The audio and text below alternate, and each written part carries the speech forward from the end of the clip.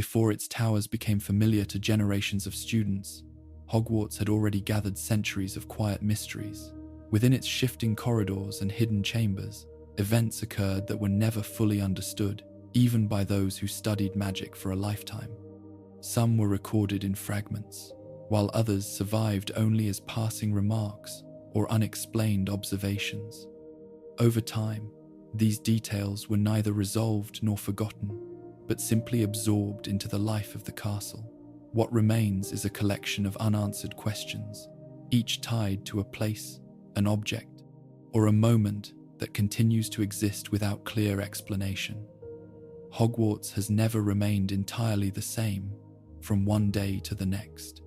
Students who spend enough time within the castle begin to notice that certain routes feel unfamiliar, even when they have walked them many times before. Staircases shift position without warning, corridors extend or shorten, and doorways that once led to a known location may instead open into an entirely different part of the building. These changes are not random in the sense of chaos, but neither do they follow a pattern that has ever been fully documented or explained. The most commonly observed feature is the system of moving staircases. Unlike ordinary enchanted objects that operate on a fixed command or predictable cycle, the staircases of Hogwarts appear to move according to a logic that is not immediately visible. At times, they align in a way that allows quick and direct travel between distant parts of the castle. At other times, they seem to deliberately mislead, depositing students on unfamiliar floors or in front of doors they did not intend to reach. No official explanation has ever clarified whether this behavior is simply a complex enchantment or something more adaptive in nature. Corridors present a similar uncertainty. There are accounts of passageways that appear only at certain times, or under specific conditions that are not always repeatable. A student may walk a corridor at night and find it entirely ordinary, only to return the following evening and discover that it has changed in length or structure. In some cases, sections of the castle have been described as temporarily inaccessible, as though the building itself has shifted to close them off. These changes are subtle enough to be dismissed as confusion or misremembering, yet frequent enough to suggest an underlying cause. Doors also contribute to this pattern. Some doors require particular actions before they will open, such as answering a question or performing a task. Others have been reported to lead to different locations, depending on who approaches them or what that person intends. While certain enchanted doors can be explained through known magical principles, there are others that do not appear to follow any known spell work. Their behavior seems less like a fixed enchantment and more like a response. Over time, it has become clear that the layout of Hogwarts cannot be fully mapped in a permanent way. While maps and diagrams have been attempted, they quickly become outdated or incomplete. Even magical tools designed to track movement within the castle, such as enchanted maps, rely on more advanced and specific forms of magic to maintain accuracy. Without such tools, the castle resists simple documentation. It does not remain static long enough for a complete record to be established. One explanation is that the founders themselves designed the castle this way. Given their skill and understanding of magic, it is possible that they intentionally created a structure that would shift and adapt over time. This could have been done as a defensive measure, making it difficult for outsiders to navigate the castle, or as a way to ensure that students would continue to explore and learn through experience rather than routine. However, even this explanation leaves questions unanswered, as the behavior of the castle often appears to exceed what would be expected from even highly advanced enchantments. Another possibility is that the castle has changed gradually over the centuries as layers of magic have accumulated. Every spell cast within its walls, every enchantment placed upon its objects, and every magical event that has occurred may have contributed to a kind of residual effect. Over time, these layers could interact in ways that produce the shifting structure observed today. In this view, the castle is not actively changing itself with intent, but is instead responding to the weight of its own history. There are also moments when the castle's behavior seems almost selective. Certain individuals appear to find their way more easily than others, even without a clear understanding of the layout. In contrast, others become disoriented despite repeated attempts to learn the same routes. This has led to speculation that the castle may, in some way, respond differently to different people. Whether this is due to magical sensitivity, intent, or some other factor remains uncertain. During times of danger, the castle's shifting nature becomes more noticeable. Pathways that were previously open may close off, while new routes become available. Defensive enchantments may guide students and staff away from threats, even if they are not consciously aware of it. In these situations, the movement of the castle appears less random and more purposeful, though still not fully understood. It is as if the structure is capable of reorganizing itself in response to changing conditions. Despite centuries of study, no definitive explanation has been accepted. The shifting architecture of Hogwarts continues to function as it always has, without interruption or failure. Students learn to adapt, memorizing patterns where they can, and relying on experience where they cannot. Teachers accept the changes as part of the environment, offering guidance, but rarely attempting to explain the underlying cause in detail. In the end, the castle remains both familiar and unpredictable.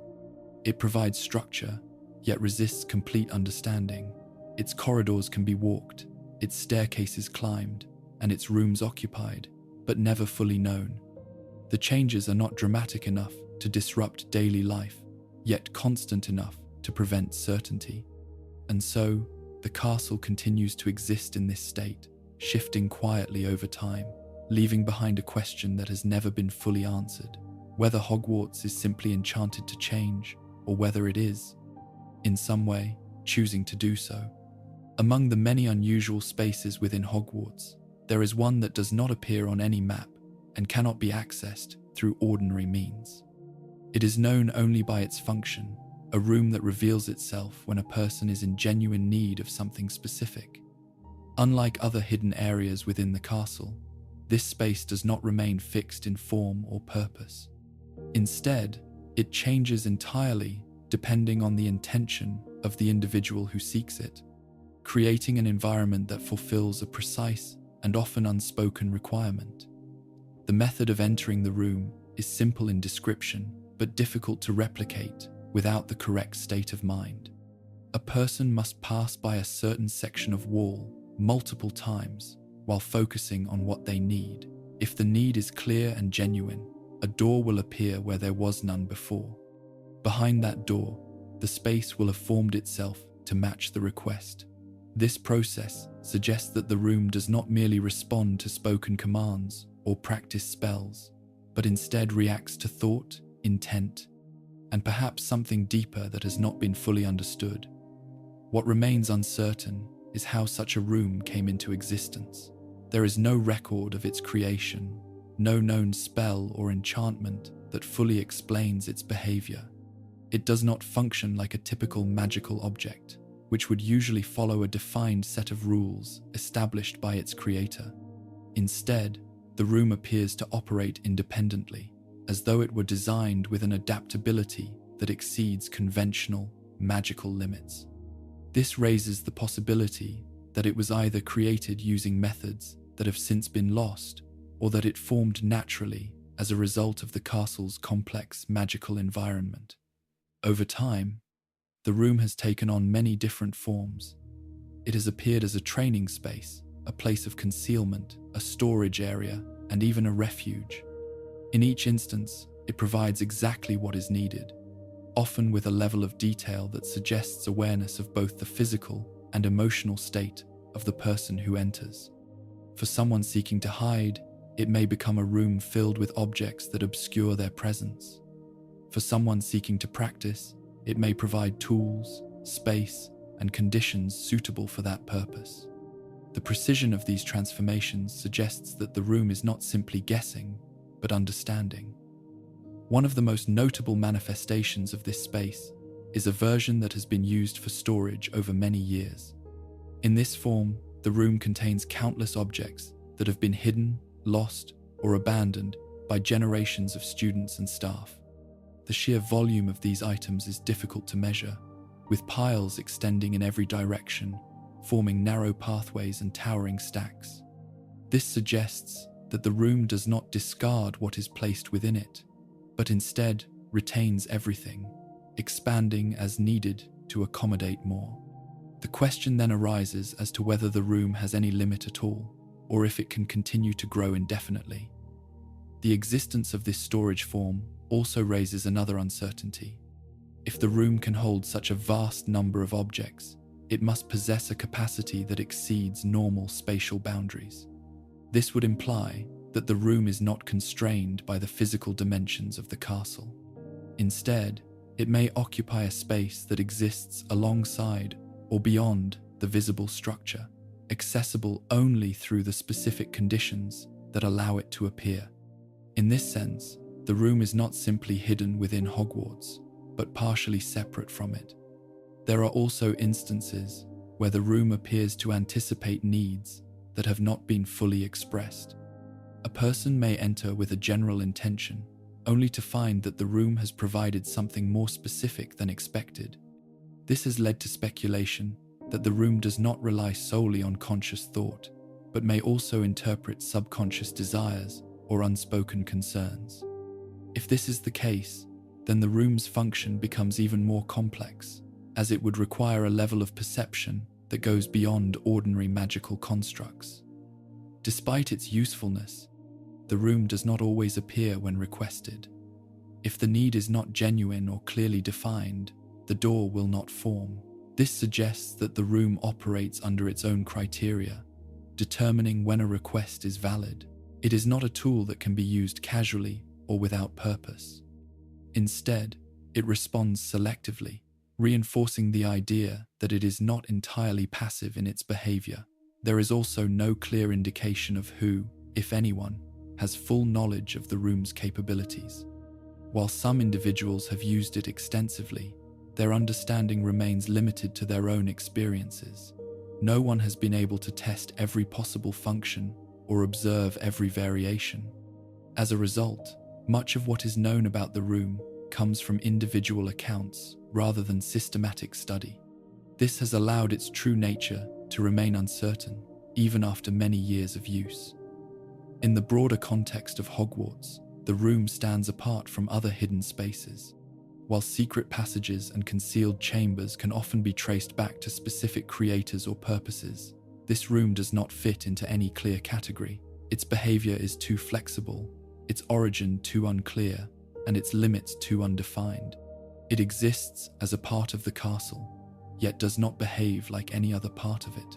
Over time, the room has become an accepted but unexplained feature of Hogwarts. Students may hear of it through others, and some may discover it by chance or through guidance.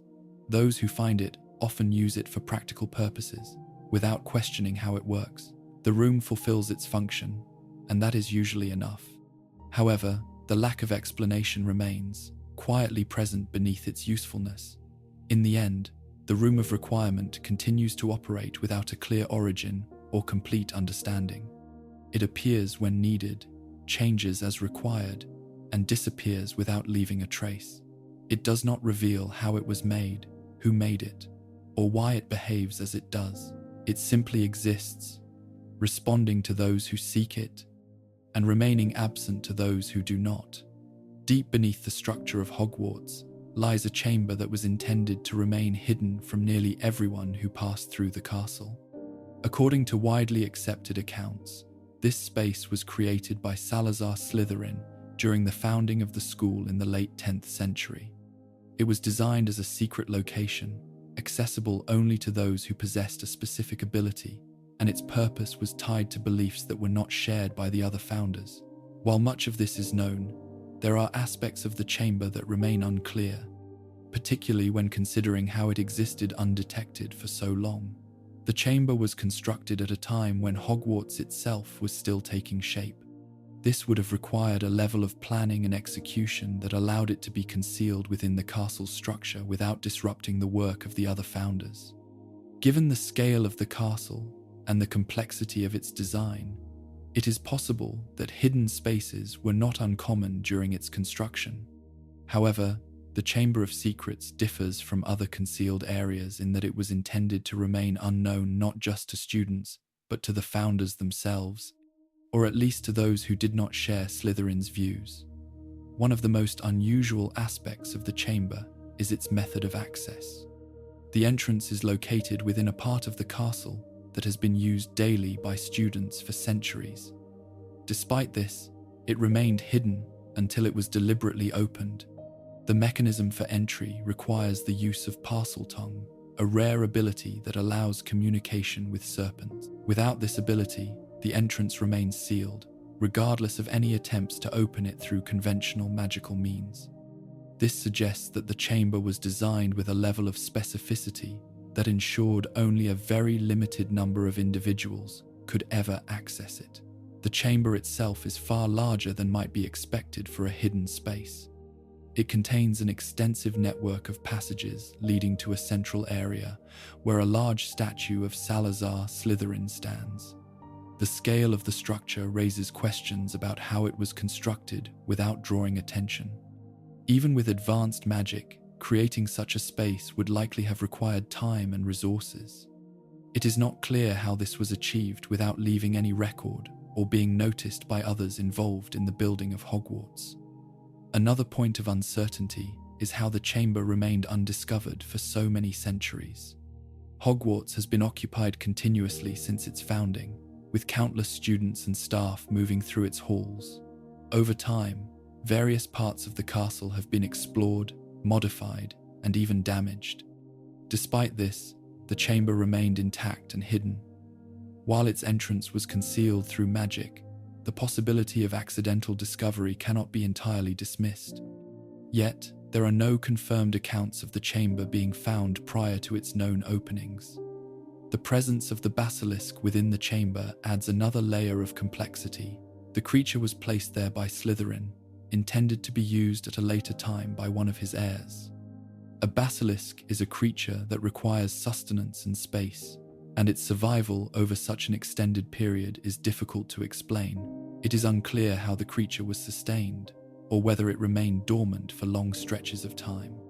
The chamber must have been designed in a way that allowed the basilisk to exist without interfering with the rest of the castle, which would have required careful consideration. There is also the matter of the chamber's internal design. The statue at its center serves not only as a symbolic representation of Slytherin, but also as a functional element. It conceals the passage through which the basilisk emerges, indicating that the chamber was built with both aesthetic and practical purposes in mind. This suggests that the space was not created in haste, but was carefully planned to fulfill a specific role. However, the exact process by which this was achieved has not been preserved. Over the years, the chamber has been opened on a limited number of occasions.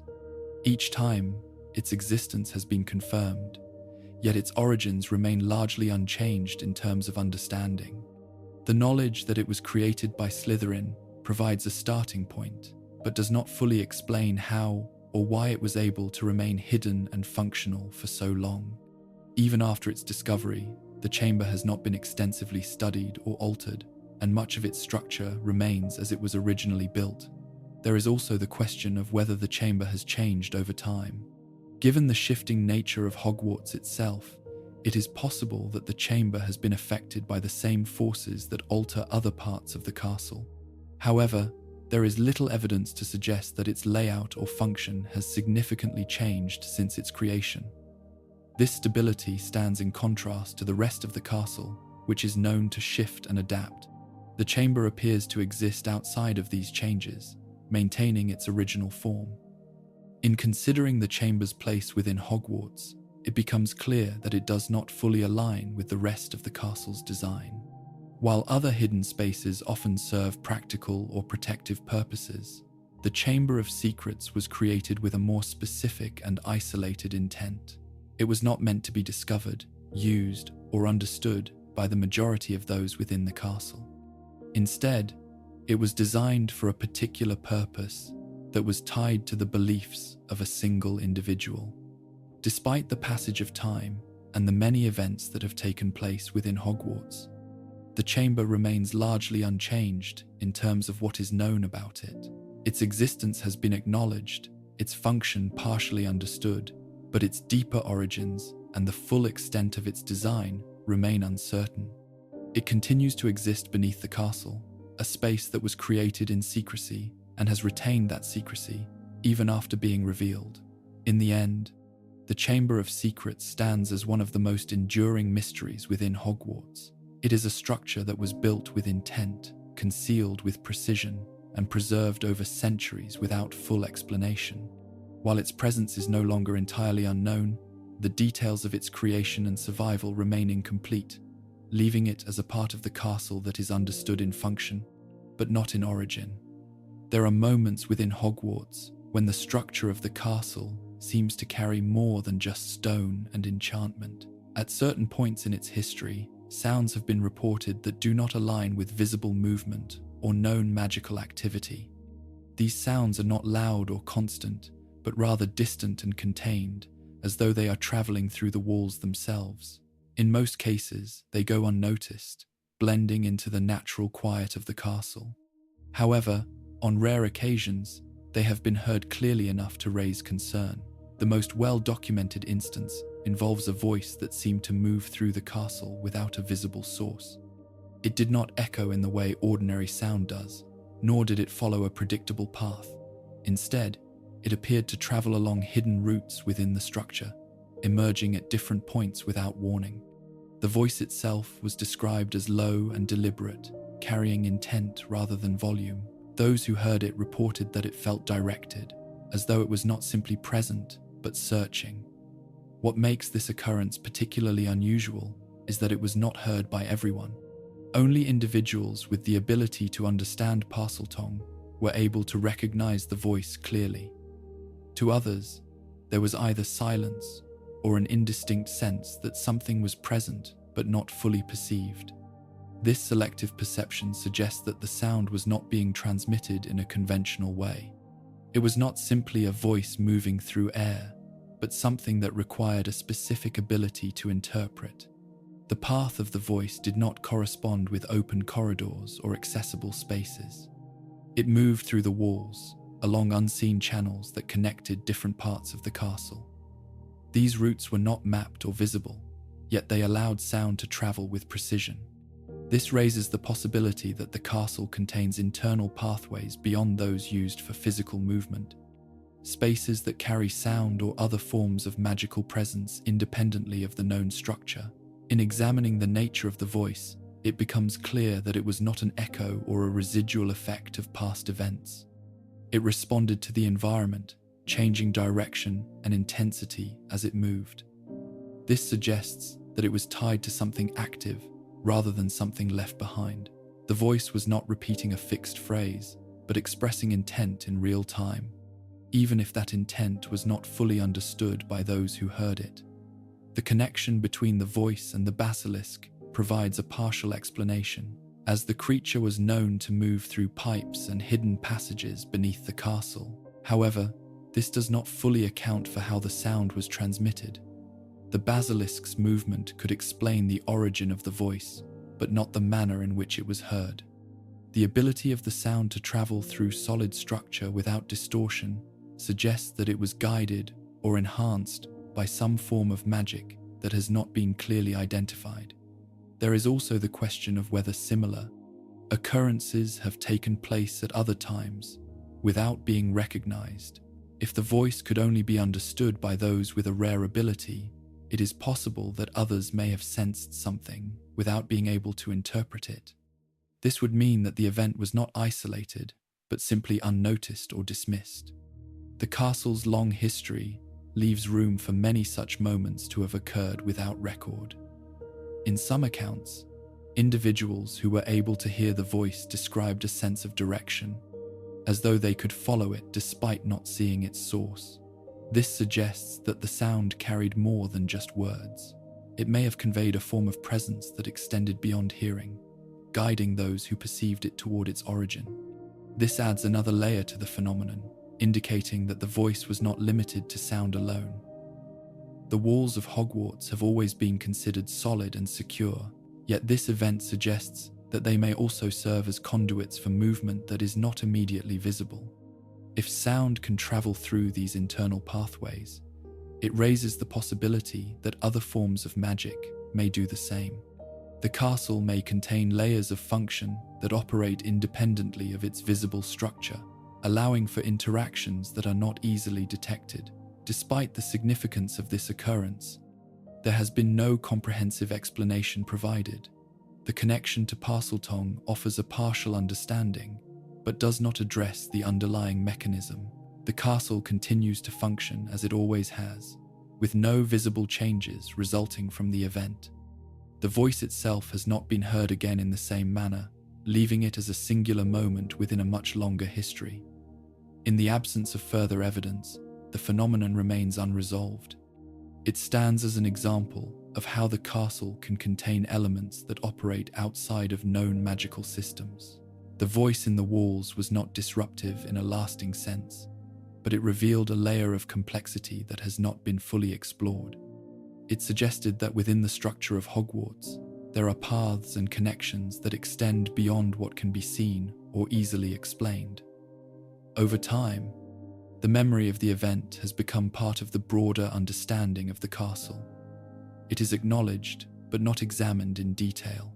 The focus remains on what can be used and understood, while occurrences like this remain in the background. Yet the fact that such an event could take place at all continues to raise questions about the nature of the castle and the limits of its design. In the end, the voice that moved through the walls did not leave behind a clear answer. It appeared, was heard by a few, and then ceased. What remains is the awareness that the castle is capable of carrying sound in ways that do not follow ordinary rules, and that there may be other instances where similar events occur without being recognized. Within Hogwarts, there are objects that appear ordinary at first, yet reveal connections that extend far beyond the castle itself. One such object is a damaged cabinet that once stood in a corridor, overlooked by most who passed it. Its presence did not draw attention, and for a long time, it remained unused. However, this cabinet was not an isolated piece of furniture. It was part of a larger system, one that linked Hogwarts to locations outside its walls through a form of magic that was neither widely known nor fully understood. The cabinet in question belonged to a pair, each designed to function in connection with the other. When both were intact, they allowed for the transfer of objects, and potentially individuals, between their locations. One cabinet was located within Hogwarts, while the other existed elsewhere, in a shop known for dealing in rare and often questionable magical items. This connection suggests that the cabinets were not created specifically for the school, but were instead part of a broader network that extended into the wider magical world. The exact origin of these cabinets is unclear.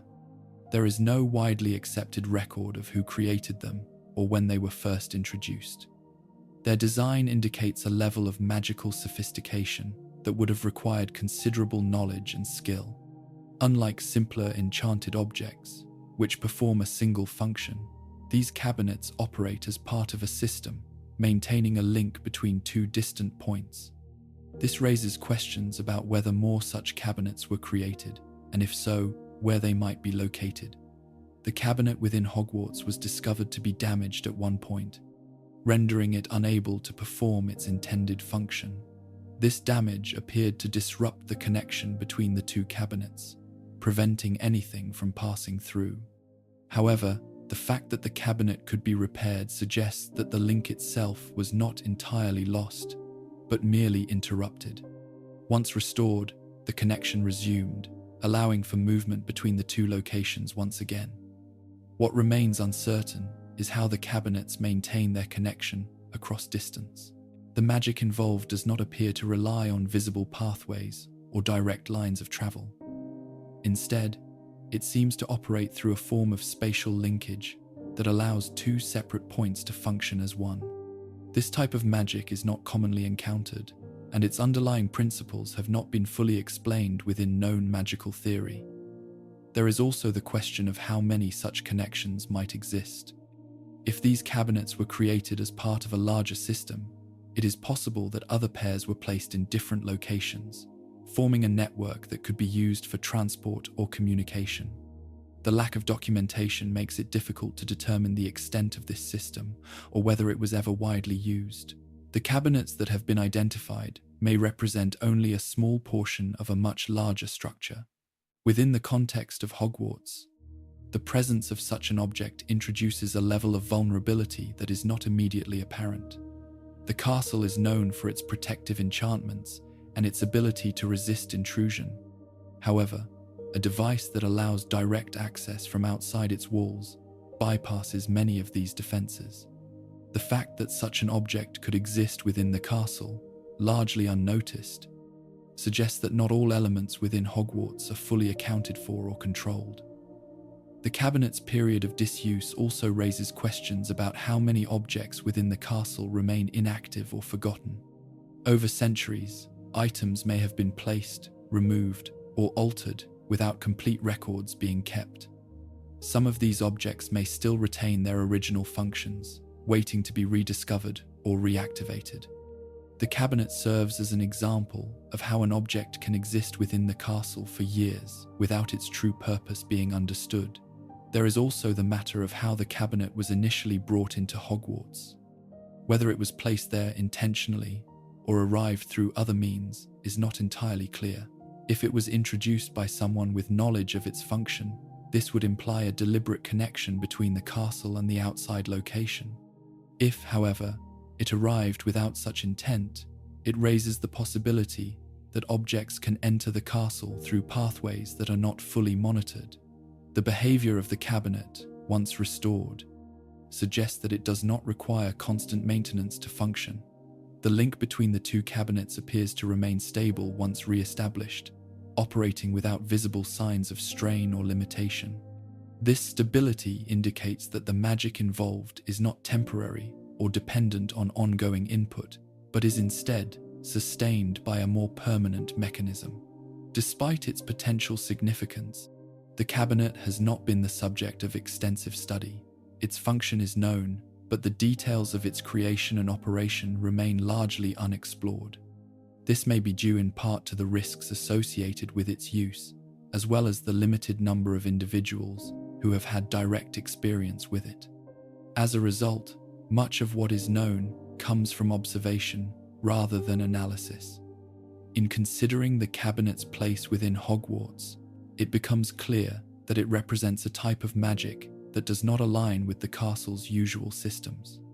While Hogwarts is filled with enchanted objects, most of them serve functions that are contained within the school. The cabinet, by contrast, extends beyond these boundaries, linking the castle to the outside world in a direct and immediate way. Over time, the presence of such an object has become part of the broader understanding of Hogwarts, yet it has not been fully integrated into its structure. It remains an anomaly, a connection that exists without clear origin or complete explanation. The possibility that other such connections exist cannot be dismissed, though there is little evidence to confirm their presence. In the end, the vanishing cabinet stands as a reminder that not all pathways within Hogwarts are visible or understood. It demonstrates that the castle can contain links to places beyond its walls, operating quietly and without notice. The mechanism that allows this connection to exist remains uncertain, leaving open the question of how many such pathways may still be hidden, waiting to be discovered. Beyond the edge of the Hogwarts grounds lies a stretch of woodland that is acknowledged, yet never fully understood. The Forbidden Forest is marked clearly on the boundaries of the school, and students are warned to avoid it. Despite this, its presence is constant, visible from the castle and woven into the daily awareness of those who live there. What remains uncertain is not simply what exists within the forest, but how much of it has ever truly been explored. The forest extends far beyond what can be easily observed from its outer edge. While certain paths are known and occasionally used, these routes do not provide a complete picture of its layout. Those who have entered the forest often describe it as deeper than expected, with distances that seem to expand the further one travels.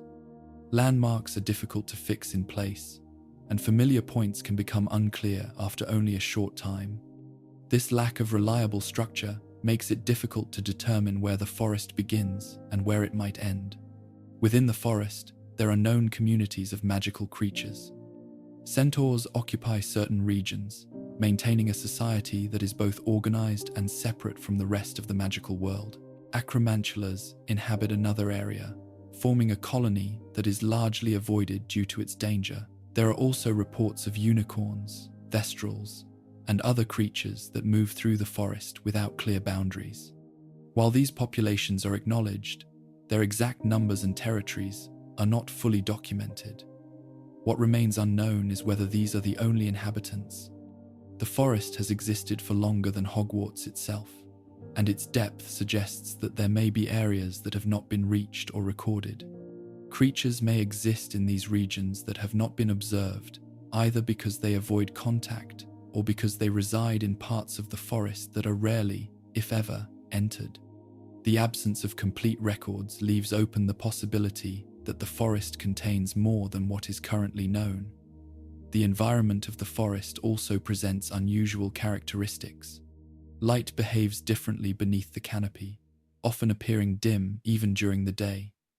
Sounds are carried in ways that can be difficult to trace, with movement sometimes heard without a visible source. Paths that seem clear can become obstructed or disappear entirely.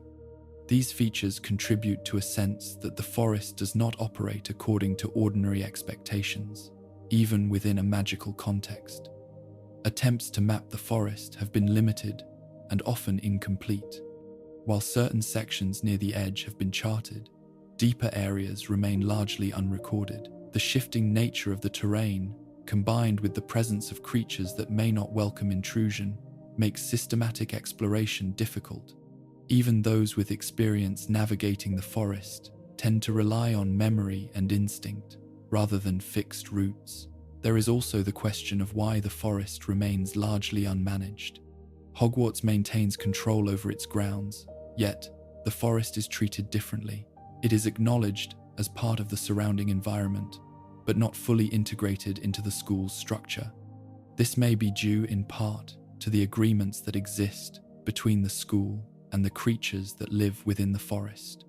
Centaurs, for example, are known to maintain their independence, and any attempt to impose control could disrupt that balance.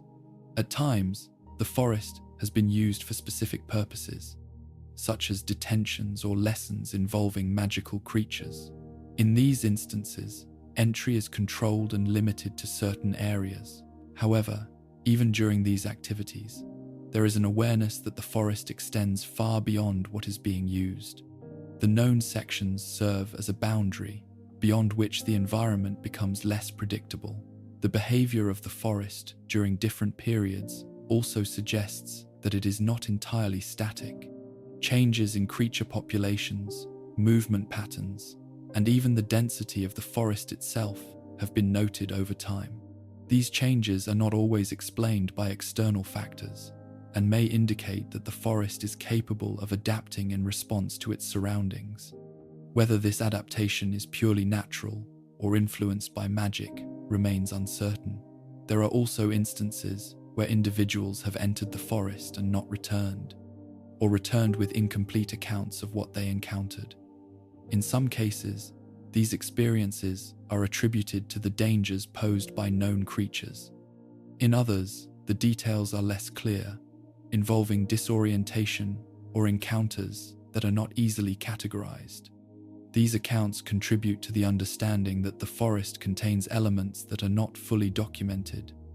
Despite these uncertainties, the forest continues to exist alongside Hogwarts without significant alteration. It is neither fully explored nor entirely avoided, occupying a space that is both present and unknown. Students are aware of it, teachers acknowledge it, and yet much of it remains outside the scope of regular attention. This balance allows the forest to persist in its current state, neither fully integrated nor completely separate. In considering the forest as part of the broader environment, it becomes clear that it does not conform to the same level of structure as the castle. While Hogwarts is designed, organized, and maintained, the forest operates according to its own conditions. Its boundaries are defined, but its interior is not. It contains known elements, but also leaves room for what has not been seen. Over time, the Forbidden Forest has become an accepted presence, its dangers understood in general terms, but not in detail. It serves as a reminder that not all parts of the magical world are fully mapped or controlled. Within its depths, there are spaces that remain unvisited, paths that have not been followed, and inhabitants that have not been recorded. In the end, the forest remains as it has for centuries, extending beyond clear understanding. It is visible from the castle, yet largely unknown within. Its depth is not measured, its full population not catalogued, and its structure not fixed. It continues to exist at the edge of Hogwarts, holding within it a landscape that has never been fully explored. The land on which Hogwarts stands was not empty at the time of its construction. Long before the castle rose in the Scottish Highlands, the surrounding terrain already carried its own history. Among the most prominent features of that landscape was the dense woodland that would later be known as the Forbidden Forest. While the castle itself has a recorded origin tied to its founders, the forest does not share the same level of documentation. Its presence predates the school, yet its beginnings remain largely undefined. When the founders selected the location for Hogwarts, they chose an area that was both remote and difficult to access. This decision was influenced by the need for secrecy, as witches and wizards at the time faced increasing hostility. The presence of a large forest nearby would have provided natural concealment, reinforcing the protective enchantments placed upon the castle. However, this raises the question of whether the forest was simply a convenient feature of the landscape, or if it held a deeper significance that influenced the decision. There is no clear record indicating that the founders created the forest themselves. Unlike the castle, which was built through deliberate effort and design, the forest appears to have existed independently. Its scale and density suggest that it developed over a long period, shaped by natural and possibly magical influences. If the forest was already present, then the founders made a conscious choice to build beside it rather than remove or alter it. This choice implies a level of acceptance or even respect for what the forest represented. The forest's continued existence without major alteration is also notable. Over the centuries, Hogwarts has undergone changes, expansions, and repairs.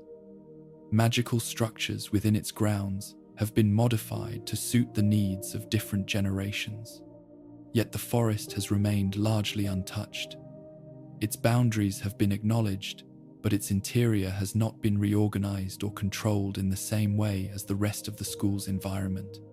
This suggests that the forest was not intended to be fully integrated into the school, but rather to exist alongside it. There are indications that the forest holds its own form of balance. The creatures that inhabit it maintain territories and patterns that do not often extend beyond its borders. Centaurs, for example, have established a structured presence within the forest, adhering to their own customs and systems. Their continued occupation suggests that the forest provides conditions that support their way of life, conditions that may not exist elsewhere. This further supports the idea that the forest is more than just a collection of trees, but a space with its own internal order. The possibility that the forest possesses magical properties cannot be dismissed. While it may have begun as a natural environment, the accumulation of magic over time could have altered its characteristics. The proximity to Hogwarts, a place where magic is constantly practiced, may have contributed to this process. Spells cast within the castle, interactions between magical creatures, and the presence of enchanted objects could all have influenced the forest's development. Over centuries, these factors may have combined to create an environment that differs from an ordinary woodland. There is also the question of whether the forest was deliberately left intact for reasons beyond concealment. It may have served as a boundary, marking the edge of the controlled space of the school. By maintaining a clear distinction between the structured environment of Hogwarts and the less predictable conditions of the forest, the founders may have established a balance between order and uncertainty. This boundary would allow students to experience both safety and the awareness of what lies beyond it. In some accounts, the forest has been described as reacting to changes in its surroundings. Variations in creature behavior, shifts in vegetation, and alterations in the density of certain areas have been observed over time. These changes do not always correspond directly to external events, suggesting that the forest may respond to internal factors as well. Whether this response is purely ecological or influenced by magic remains unclear. The decision not to fully explore or map the forest may also be intentional.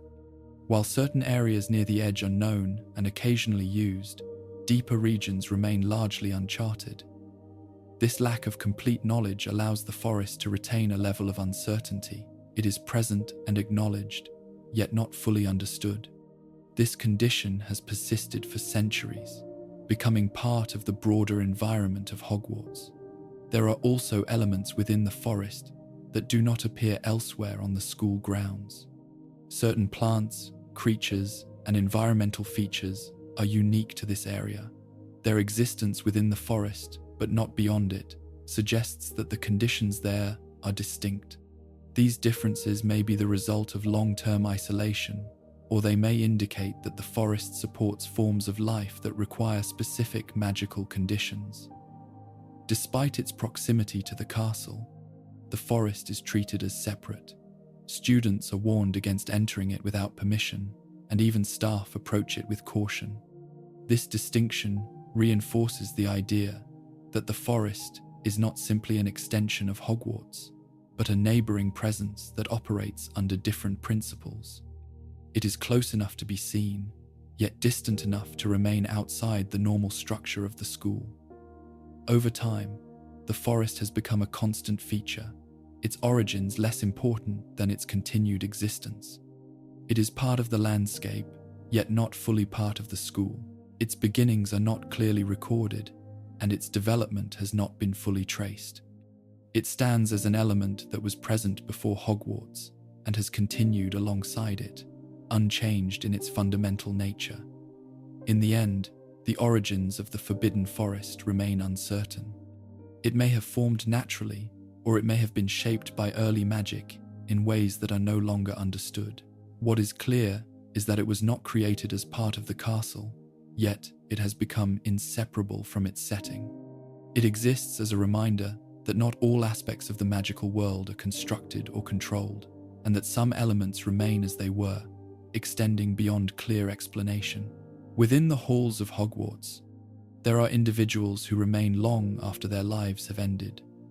These figures move through corridors, attend gatherings, and interact with the living, yet they do not belong to the same state of existence. They are ghosts, and while their presence is accepted as part of the castle, the reasons for their continued existence are not fully understood. Not every witch or wizard becomes a ghost, and those who do rarely provide complete explanations for why they remain. Ghosts at Hogwarts retain the appearance and personality they had in life. Though often altered by time and circumstance, they are able to speak, observe, and move freely through the castle's structure, passing through walls and objects without resistance. Despite this, they are not entirely without limitation. They cannot physically interact with the environment in a meaningful way, nor can they experience change in the same manner as the living. They exist in a state that is both present and static, aware of their surroundings but unable to fully participate in them. The decision to become a ghost is often described as a choice made at the moment of death. However, this explanation does not account for why only a small number of individuals make this choice, or why the conditions of their existence vary. Some ghosts appear calm and reflective, while others display signs of regret or unresolved emotion. These differences suggest that the transition is influenced by more than a simple decision, possibly involving factors that are not clearly understood or articulated. At Hogwarts, Several ghosts have become well-known figures, each associated with a particular part of the castle. Nearly Headless Nick, for example, is tied closely to Gryffindor House, maintaining a presence that is both social and structured. The Grey Lady, linked to Ravenclaw, moves more quietly, often avoiding attention. The Bloody Baron, associated with Slytherin, carries a reputation that reflects both his past actions and his current demeanor. Each of these ghosts has a history that explains part of their presence, yet none offer a complete understanding of why they remain. One of the more notable aspects of these ghosts is their reluctance to discuss certain details of their condition. While they are willing to speak about their past lives and experiences within the castle, they often avoid deeper questions about the nature of their existence. This may be due to a lack of knowledge, or it may indicate that some aspects of their condition are difficult to explain or confront. In either case, this limitation prevents a full understanding of what it means to remain as a ghost. The environment of Hogwarts appears to support the presence of ghosts in a way that is not commonly observed elsewhere. While ghosts can exist in other locations, the castle contains a consistent and stable population. This suggests that there may be something about Hogwarts that allows or encourages their continued existence. Whether this is due to the age of the castle, the concentration of magic, or specific enchantments is not clear. The ghosts themselves do not provide a definitive answer. There are also indications that ghosts are aware of changes within the castle over time. They observe the movement of students, the alteration of spaces, and the events that take place within the school. However, their ability to influence these changes is limited. They can offer guidance or share information, but they cannot alter outcomes in a direct way. This places them in a position where they are constantly present, yet unable to fully engage with what they observe. The passage of time affects ghosts differently than it does the living. While they retain memory and awareness, they do not age or develop in the same way. Their personalities remain largely consistent, shaped by the conditions under which they became ghosts. This creates a sense of permanence, where each ghost represents a fixed point in the castle's history. They are not evolving with time, but existing alongside it. There are also questions about what ghosts are capable of perceiving beyond the physical environment. Some accounts suggest that they may be aware of events or presences that are not visible to the living. This could be due to their altered state, allowing them to sense aspects of the magical world that are otherwise hidden. However, this ability is not clearly defined, and there is little evidence to confirm its extent. Despite their limitations, ghosts play a role within the daily life of Hogwarts. They attend events, interact with students, and contribute to the atmosphere of the castle. Their presence is not disruptive, but it is noticeable, adding a layer of continuity between past and present. They serve as reminders of the individuals who once lived within the castle, maintaining a connection that extends beyond ordinary memory. The question of why certain individuals choose to remain, while others do not, remains unresolved. It is known that becoming a ghost is not the only outcome after death, yet the alternative is not fully described. Those who remain as ghosts may do so out of fear, attachment, or unfinished purpose, but these reasons are not consistent across all cases. Each ghost's presence appears to be shaped by a combination of personal and unknown factors. Over time, the existence of ghosts at Hogwarts has become normalized. Students encounter them as part of their daily experience, and staff accept their presence without extensive inquiry. This acceptance has allowed the deeper questions surrounding their existence to remain largely unexamined. The focus remains on interaction rather than understanding. In the end, the ghosts of Hogwarts continue to exist without a complete explanation. They move through the castle as they always have, maintaining their roles and observing the passage of time. Their presence is constant, yet their nature remains uncertain. They are neither fully part of the living world nor entirely separate from it, existing in a state that is understood in practice, but not in origin. Among the figures who remain within Hogwarts after death, The connection between the Bloody Baron and Helena Ravenclaw stands apart for the lack of clarity surrounding it. While fragments of their story are known, much of it remains incomplete, shaped by partial accounts and limited explanations. Both figures continue to exist within the castle, their presence tied not only to their past actions, but to an event that has never been fully described in detail. Helena Ravenclaw, the daughter of Rowena Ravenclaw, was known for her intelligence, though accounts suggest that she lived in the shadow of her mother's reputation. At some point in her life, she took possession of an object of great importance, the diadem created by her mother. This object was associated with wisdom, and its value extended beyond its physical form. The reason Helena chose to take it is often attributed to a desire to distinguish herself, but the exact motivation is not clearly recorded. Whether it was driven by pride, frustration, or something less defined remains uncertain. After taking the diadem, Helena left the place she had known and traveled to a distant location. She remained there for a period of time, separated from both her mother and the wider magical community. What she did during this time is not fully documented. The location itself has been identified in general terms, but the details of her life there are largely absent. This gap in the record leaves a portion of her story undefined, with only the outcome being known. Rowena Ravenclaw, upon realizing what had happened, sought to recover the diadem. However, she did not pursue her daughter directly.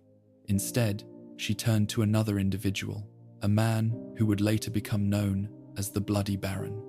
The nature of his relationship with Helena prior to this event is not entirely clear. Some accounts suggest that he held a strong attachment to her, though the exact nature of this attachment is not described in detail. Whether it was based on loyalty, admiration, or something more personal is left open. The Baron was given the task of finding Helena and returning the diadem. He traveled to the place where she had gone and eventually located her. What occurred during their meeting is one of the central uncertainties in their story. It is known that Helena refused to return with him and that the encounter ended in violence. The Baron killed Helena, and shortly afterward, he took his own life. The sequence of these events is established, but the specific actions, words, and intentions involved are not fully recorded. After their deaths, both Helena and the Baron returned as ghosts, taking up residence within Hogwarts. Helena became known as the Grey Lady, associated with Ravenclaw House, while the Baron remained connected to Slytherin. Their continued presence within the same castle suggests a shared link that extends beyond their final actions. However, their interactions are limited, and they do not openly revisit the events that led to their deaths. The Baron's appearance reflects the manner in which he died, with visible marks that serve as a reminder of his actions. His demeanor is often described as restrained, and he is regarded with a level of caution by both students and other ghosts. Helena, by contrast, maintains a quieter presence, often avoiding attention. The difference in their behavior suggests that they have responded to their circumstances in different ways, though neither provides a full explanation for their current state. One of the more significant aspects of their story is the absence of a complete account from either of them. While Helena has shared parts of her experience, particularly regarding the location of the diadem, she does not elaborate on the encounter with the Baron in detail. The Baron himself is even less forthcoming, offering little information about his actions or his reasons. This lack of direct testimony leaves much of their story dependent on inference rather than confirmation. The continued existence of both figures within Hogwarts raises questions about the nature of their connection. They are bound to the same location, yet do not appear to seek each other out. Their presence within the castle may be influenced by their roles in life, their actions at the moment of death, or factors that are not fully understood. The fact that both chose to remain as ghosts suggests that their experiences were significant enough to prevent them from moving on, though the exact reasons differ. There is also the matter of the diadem itself, which remained hidden for a long period after Helena concealed it. The object's eventual rediscovery adds another layer to the story, connecting past actions to later events. However, this does not clarify the motivations behind its removal or the circumstances of its concealment. The diadem serves as a link between Helena's actions and the broader history of Hogwarts, yet it does not resolve the questions surrounding her choices.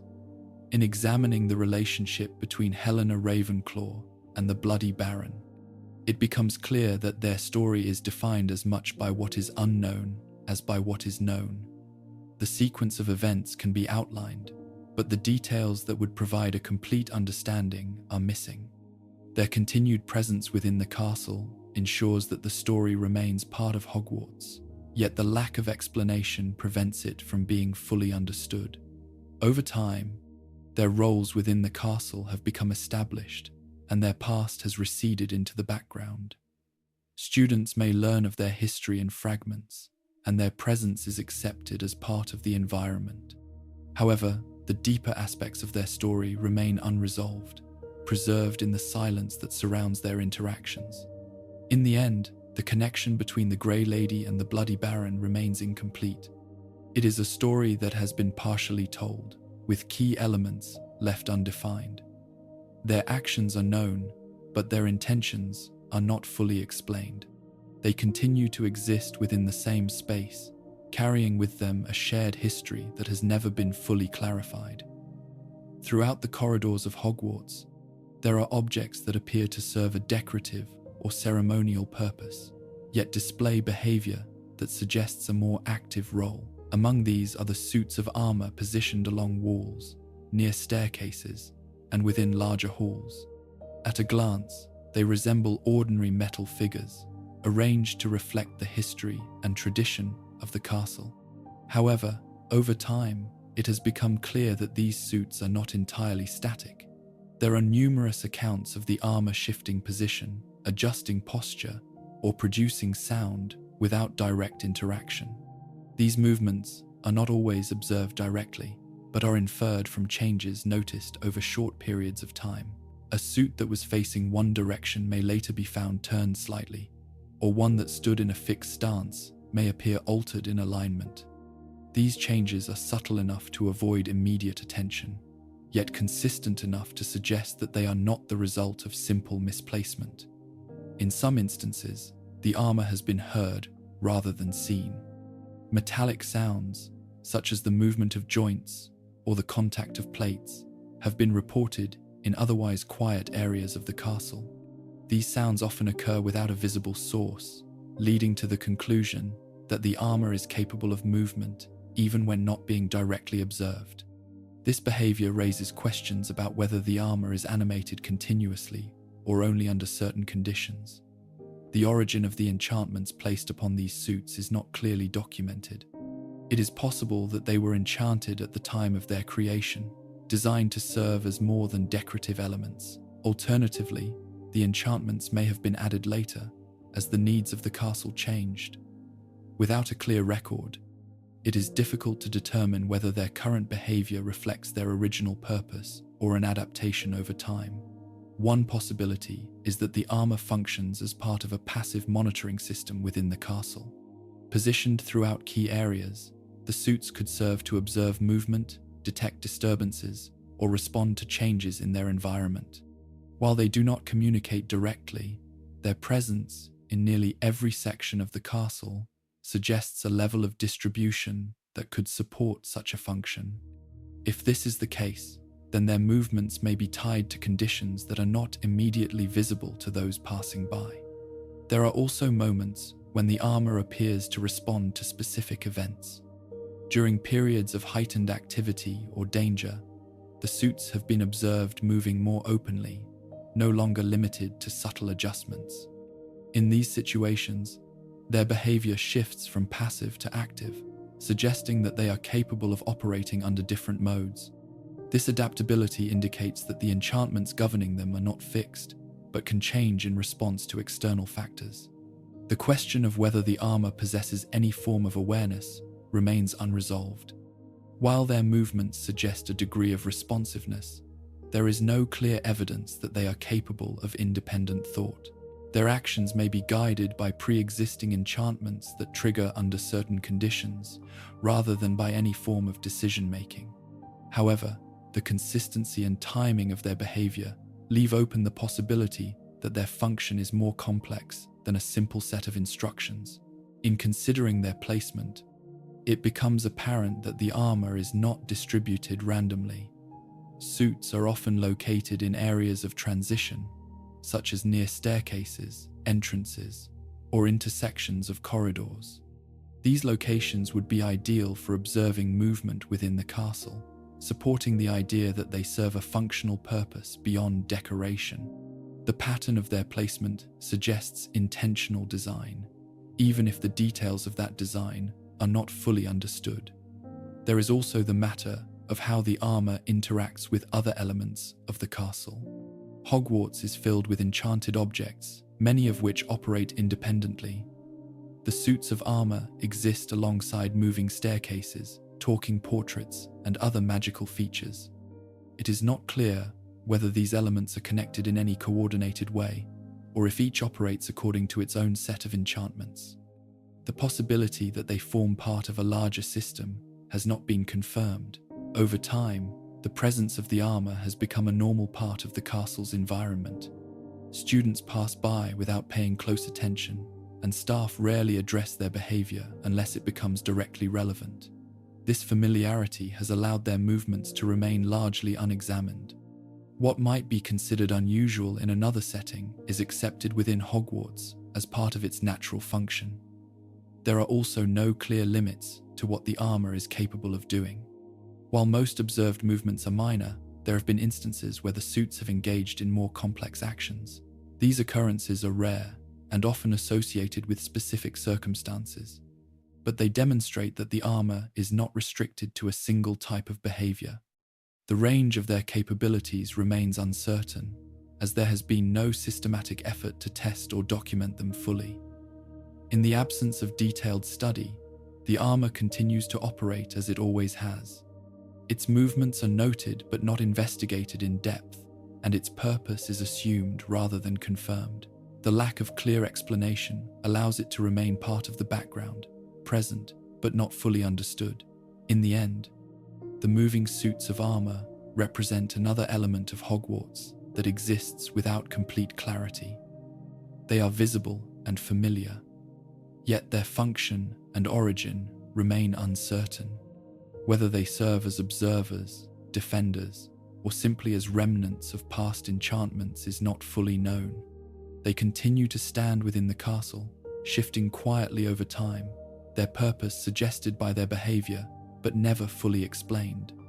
Beneath the main floors of Hogwarts, below the corridors and classrooms that are used each day, there exists a space that is both essential to the castle's operation and largely hidden from those who benefit from it. The kitchens of Hogwarts are located in this lower level, accessible only through a specific entrance that is not immediately obvious.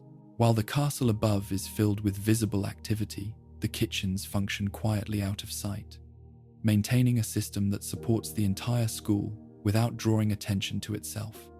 The entrance to this area is concealed behind a section of wall that requires a particular action to reveal.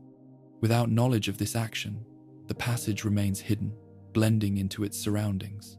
This method of access ensures that only those who are aware of it can enter, limiting the number of individuals who encounter the space directly.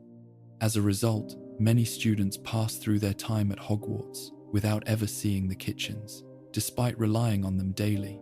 Inside, the kitchens are expansive, designed to accommodate the preparation of meals for a large number of people. The scale of the operation is considerable, yet it is carried out with a level of efficiency that suggests long-established routines. Food prepared in the kitchens is transported to the Great Hall through a system that mirrors the arrangement of the tables above, allowing dishes to appear in place without visible movement between the two spaces. This process is consistent and reliable, yet the mechanism behind it is not fully explained. The work within the kitchens is carried out primarily by house elves, a group of magical beings whose presence is both central to the operation and largely unacknowledged by the wider school. These individuals perform tasks continuously, maintaining the flow of preparation, cooking, and service. Their methods are precise, and their coordination suggests a system that has been refined over many years. Despite their importance, they remain out of view, contributing to the sense that the kitchens exist separately from the visible life of the castle. The relationship between the house elves and the school raises questions about how this system was established. It is not clear when the elves began working within Hogwarts, or how their role was defined. Their presence is treated as a given, yet the origins of their involvement are not widely discussed. This lack of information leaves a gap in understanding how such a critical part of the castle's function came to be managed in this way. There is also the matter of how the kitchens are integrated into the structure of Hogwarts. While the castle above is known for its shifting layout and changing pathways, the kitchens appear to maintain a more stable configuration.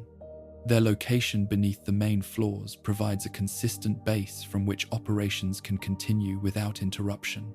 This stability contrasts with the variability of the castle above, suggesting that different parts of Hogwarts may operate under different conditions. The concealment of the kitchens contributes to a broader pattern within the castle, where essential systems are hidden from view. This separation allows daily life to proceed without constant awareness of the processes that support it. However, it also means that those processes are not widely understood. The kitchens function effectively, but the details of their operation remain largely unexamined by those outside of them. There are indications that the kitchens operate according to their own internal structure, independent of direct oversight from the staff above. The house elves manage their tasks without visible supervision, suggesting a level of autonomy within the system. This autonomy may be supported by established rules or agreements, though these are not clearly defined in available accounts. The absence of direct management raises questions about how consistency is maintained over time. The scale of the kitchens also suggests that they are capable of adapting to changes in demand. The number of students and staff at Hogwarts has varied over the years, yet the kitchens continue to provide for all without apparent difficulty. This adaptability indicates that the system is designed to respond to changing conditions, though the mechanisms that allow for this are not fully described. Despite their importance, the kitchens are rarely the focus of attention within the broader context of the castle. They are acknowledged when necessary, but otherwise remain in the background. This lack of focus has contributed to the limited understanding of how they function and how they were established. The kitchens are present, active, and essential, yet not fully integrated into the visible narrative of Hogwarts. There is also the question of whether the kitchens contain elements that are not immediately apparent. Given the age of the castle and the accumulation of magic over time, it is possible that the kitchens have developed features that go beyond their primary function. These could include enchantments that assist in preparation, storage, or transport, though such details are not extensively documented. The hidden nature of the kitchens reinforces the idea that Hogwarts contains layers of function that operate beneath its surface. While the upper levels are associated with learning and interaction, the lower levels support these activities in ways that are not always visible. This layered structure allows the castle to maintain its operations while keeping certain processes separate from daily awareness. Over time, the kitchens have become a stable and reliable part of Hogwarts, continuing to function without significant change. Their presence is constant, yet their details remain partially obscured. Students benefit from their work, but rarely consider how it is carried out. This separation allows the kitchens to exist as both a central and hidden component of the castle. In the end, the kitchens of Hogwarts represent a system that is fully operational but not fully explained. They provide for the needs of the school, yet their origins, structure, and methods remain only partially understood. They exist beneath the castle, supporting its daily life while remaining largely out of sight, a necessary presence that continues without drawing attention to itself. At the edge of the Hogwarts grounds lies a body of water that appears calm and contained when viewed from the shore. The Black Lake stretches across the landscape, forming a natural boundary that reflects the castle above it. From the surface, it presents no immediate sign of complexity, yet beneath it exists a depth that has never been fully measured or documented. While certain features of the lake are known, much of what lies below remains uncertain. The lake is inhabited by a community of merpeople who have established a settlement beneath the water. Their presence is acknowledged, and interactions between them and the castle have occurred on specific occasions. However, the full extent of their territory is not clearly defined. The structures they inhabit are described in general terms, but their layout, scale, and development over time have not been fully recorded. This leaves a significant portion of the lake's interior uncharted. In addition to the merpeople, the lake is home to other creatures, including a large squid that has been observed near the surface. This creature displays behavior that does not align with typical expectations. It has been seen interacting with students in a manner that appears calm and controlled, rather than aggressive. The reasons for this behavior are not fully understood, and its origin within the lake is not clearly established. It remains present over long periods, suggesting that the lake provides conditions suitable for its continued existence.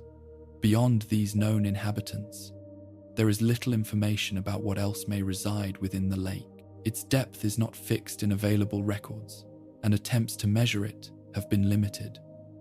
The water appears darker at greater distances from the shore, reducing visibility and making exploration difficult.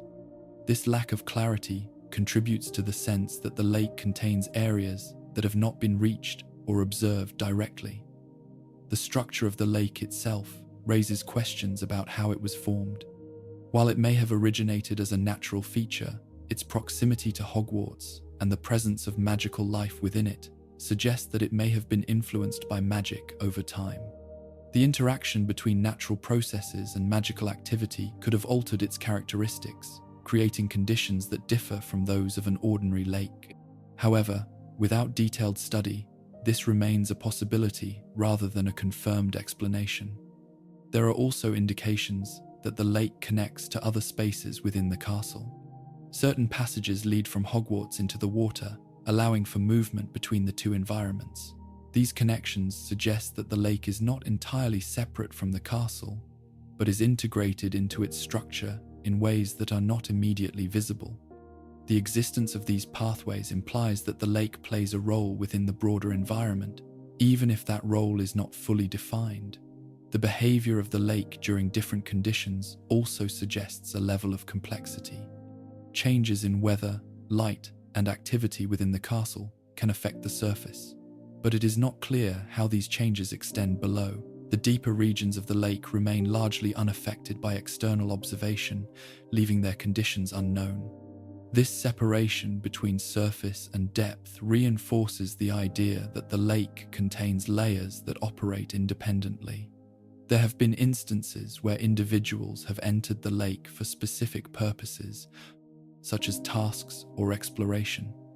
In these cases, movement is often limited to known areas, with little information gathered about deeper regions. The difficulty of navigating underwater, combined with the presence of unknown elements, has prevented extensive exploration. As a result, much of the lake remains unexamined. The presence of magical creatures within the lake suggests that it provides a stable and supportive environment. These creatures have maintained their populations over time, indicating that the conditions within the lake are consistent enough to sustain them. However, the exact nature of these conditions is not fully described, and it is not clear how they are maintained. There is also the question of whether the lake contains structures or features beyond those associated with its known inhabitants. Given the age of Hogwarts and the accumulation of magic in its surroundings, it is possible that the lake has developed elements that are not immediately visible. These could include formations, pathways, or objects that have remained hidden beneath the surface. Despite its proximity to the castle, the lake is not a central focus of daily life. It is observed from a distance, and its presence is acknowledged, but it is not frequently examined in detail. This limited interaction has allowed its deeper aspects to remain unknown, contributing to the sense that it is a contained yet unexplored part of the environment. Over time, the Black Lake has become an accepted feature of Hogwarts, its surface familiar and its depths largely unconsidered. Students may see it and occasionally interact with it, but they rarely explore beyond what is visible. This separation between observation and understanding has allowed the lake to retain its uncertainty. In the end, the depth of the Black Lake remains undefined. Its surface reflects the castle, but its interior holds elements that have not been fully documented. Known inhabitants occupy parts of it, yet much of it remains beyond observation. It exists alongside Hogwarts, connected yet separate, containing within it a space that has never been completely measured or understood. Among the creatures that inhabit the Black Lake, one stands apart due to its consistent visibility and unusual behavior. The giant squid has been observed near the surface on multiple occasions, often in clear view of students and staff. Unlike other large magical creatures, which tend to avoid human contact or remain hidden, this particular creature appears to maintain a steady presence within the lake, emerging without signs of aggression or caution. Its size alone would suggest that it should be treated with concern. A creature of that scale, living in close proximity to a school, would normally be considered a potential threat. However, there are no records of the squid displaying hostile behavior toward those who observe it. Instead, it has been described as calm, moving slowly through the water or resting near the surface. On some occasions, it has even interacted with individuals in ways that suggest a level of awareness that goes beyond instinct. These interactions are not frequent, but they are consistent enough to raise questions. The squid has been seen responding to movement at the water's edge, adjusting its position in relation to those nearby. There are also accounts of it making contact with objects or individuals without causing harm. This controlled behavior indicates that the creature is not acting randomly, but is instead capable of regulating its actions in a deliberate manner. The origin of the giant squid within the lake is not clearly documented. It is not known whether it was introduced to the environment or if it developed there over time. Given the presence of other magical creatures within the lake, it is possible that the conditions support the existence of such a being. However, the squid's specific characteristics, including its size and behavior, do not align fully with known patterns for similar creatures. There is also the question of how long the squid has been present. It has been observed across multiple generations, suggesting that it either has an extended lifespan or that more than one individual has occupied the lake at different times. If it is a single creature, then its longevity would be notable, even within a magical context. If there have been multiple individuals, then their consistent behavior would indicate a shared pattern that has not been fully explained. The squid's relationship with the lake itself may provide some insight. It appears to remain within the same general area, rarely venturing beyond the boundaries of the water. This suggests that the lake provides everything necessary for its survival, whether in terms of sustenance, space, or environmental conditions. The depth of the lake, combined with its relative isolation, may create a setting that supports the creature in ways that are not immediately visible. There are also indications that the squid is aware of its surroundings beyond simple perception. Its movements often correspond with activity near the surface, and it does not react in a way that would suggest confusion or unpredictability. Instead, it appears to maintain a steady awareness of what is happening around it. This level of responsiveness suggests that the creature possesses a form of intelligence, though the extent of that intelligence is not clearly defined. Despite its presence, the squid has not been the subject of extensive study. Its behavior has been noted, but not systematically analyzed. This may be due to the difficulty of observing it in detail, as well as the lack of immediate need to do so. The creature does not pose a threat, and its actions do not interfere with the operation of the school. As a result, it has been allowed to exist without significant intervention. The consistency of the squid's behavior over time suggests that it is not influenced by external factors in the same way as other creatures. Changes in the environment, such as weather or activity within the castle, do not appear to alter its patterns significantly. This stability indicates that the creature operates according to internal conditions that are not easily affected by its surroundings. There is also the possibility that the squid plays a role within the lake that has not been identified. Its size and presence could influence the behavior of other creatures, maintaining a form of balance within the environment. If this is the case, then its calm demeanor may be part of a larger function that supports the ecosystem of the lake. The lack of clear information about the squid's origin, lifespan, and purpose leaves its role within Hogwarts uncertain. It is visible, yet not fully understood, present, but not fully examined. Its interactions with those above the surface provide glimpses of its behavior, but do not reveal the full extent of its nature. Over time, the giant squid has become a familiar part of the lake. Its presence accepted without question. Students observe it, note its movements, and continue with their routines.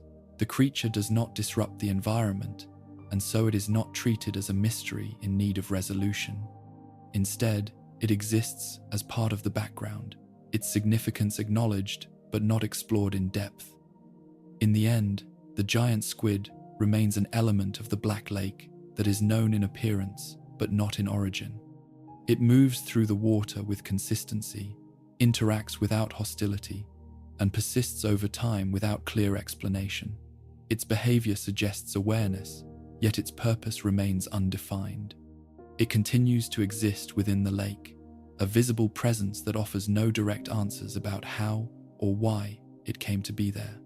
Within Hogwarts, there exists a method of examining the past that does not rely on written records or spoken accounts.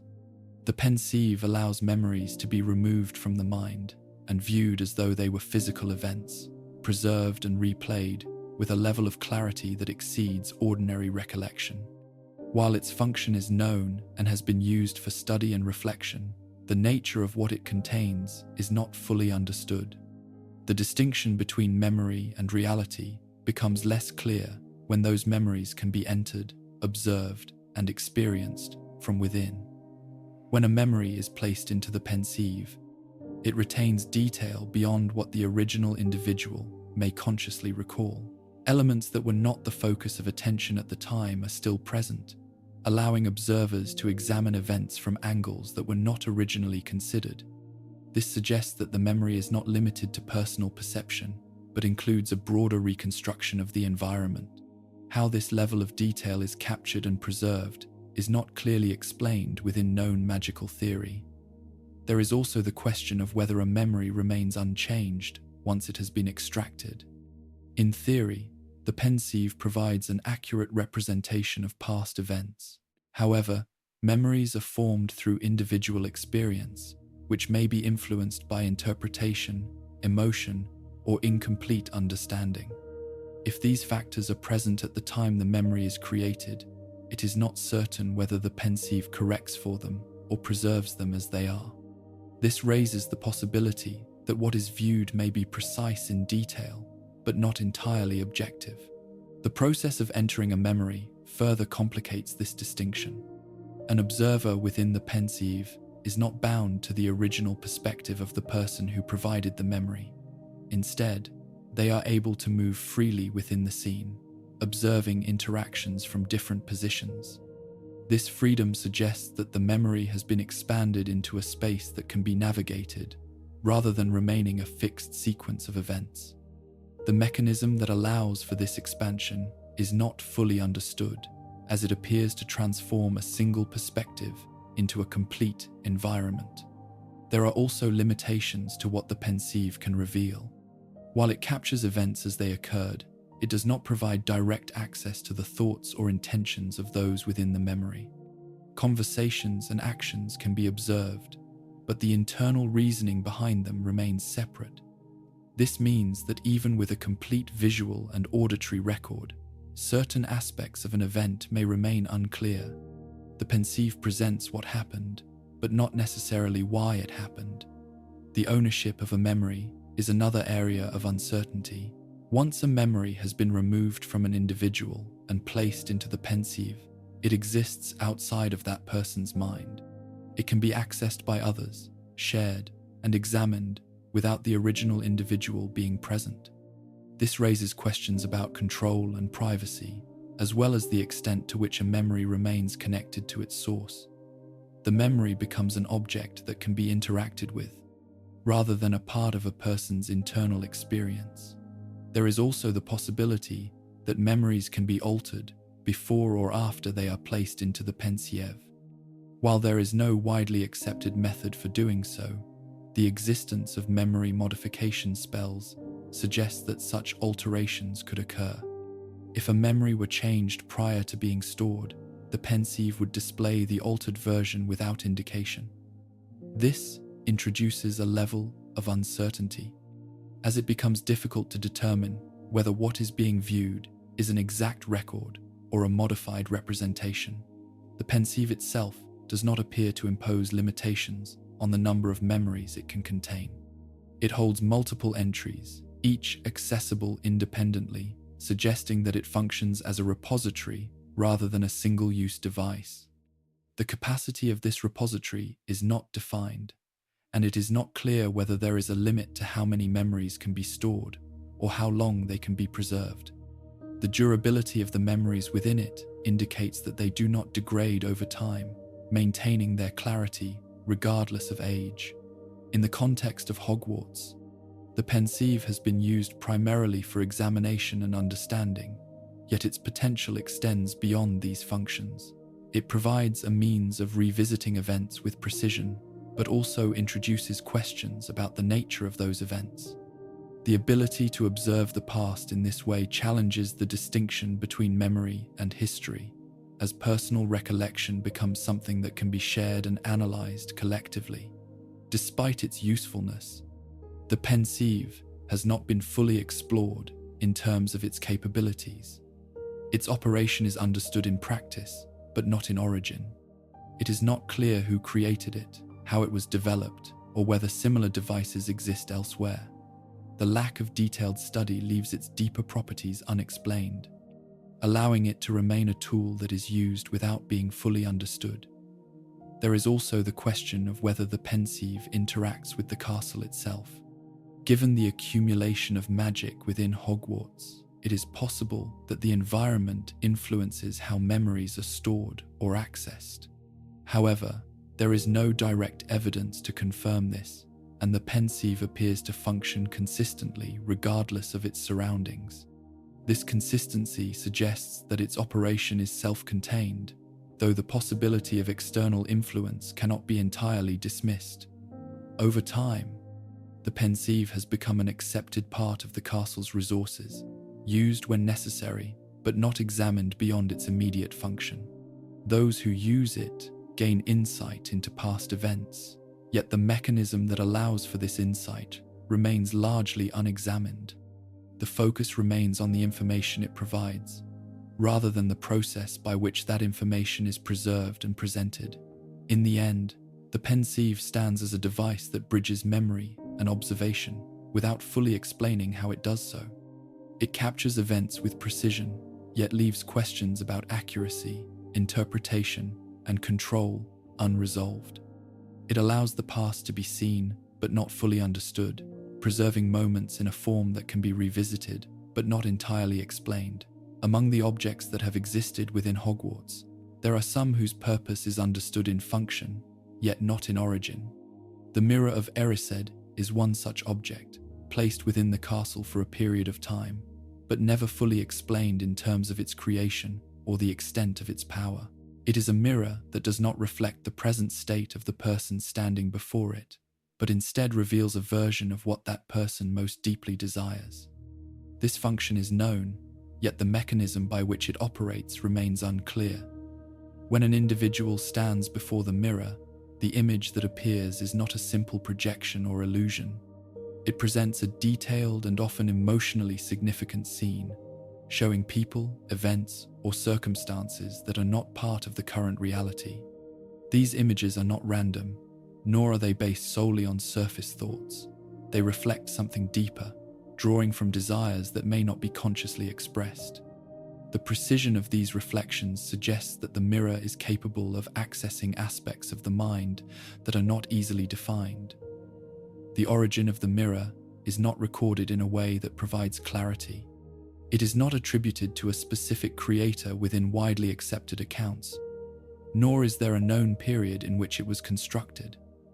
This absence of origin is unusual, particularly for an object of such complexity.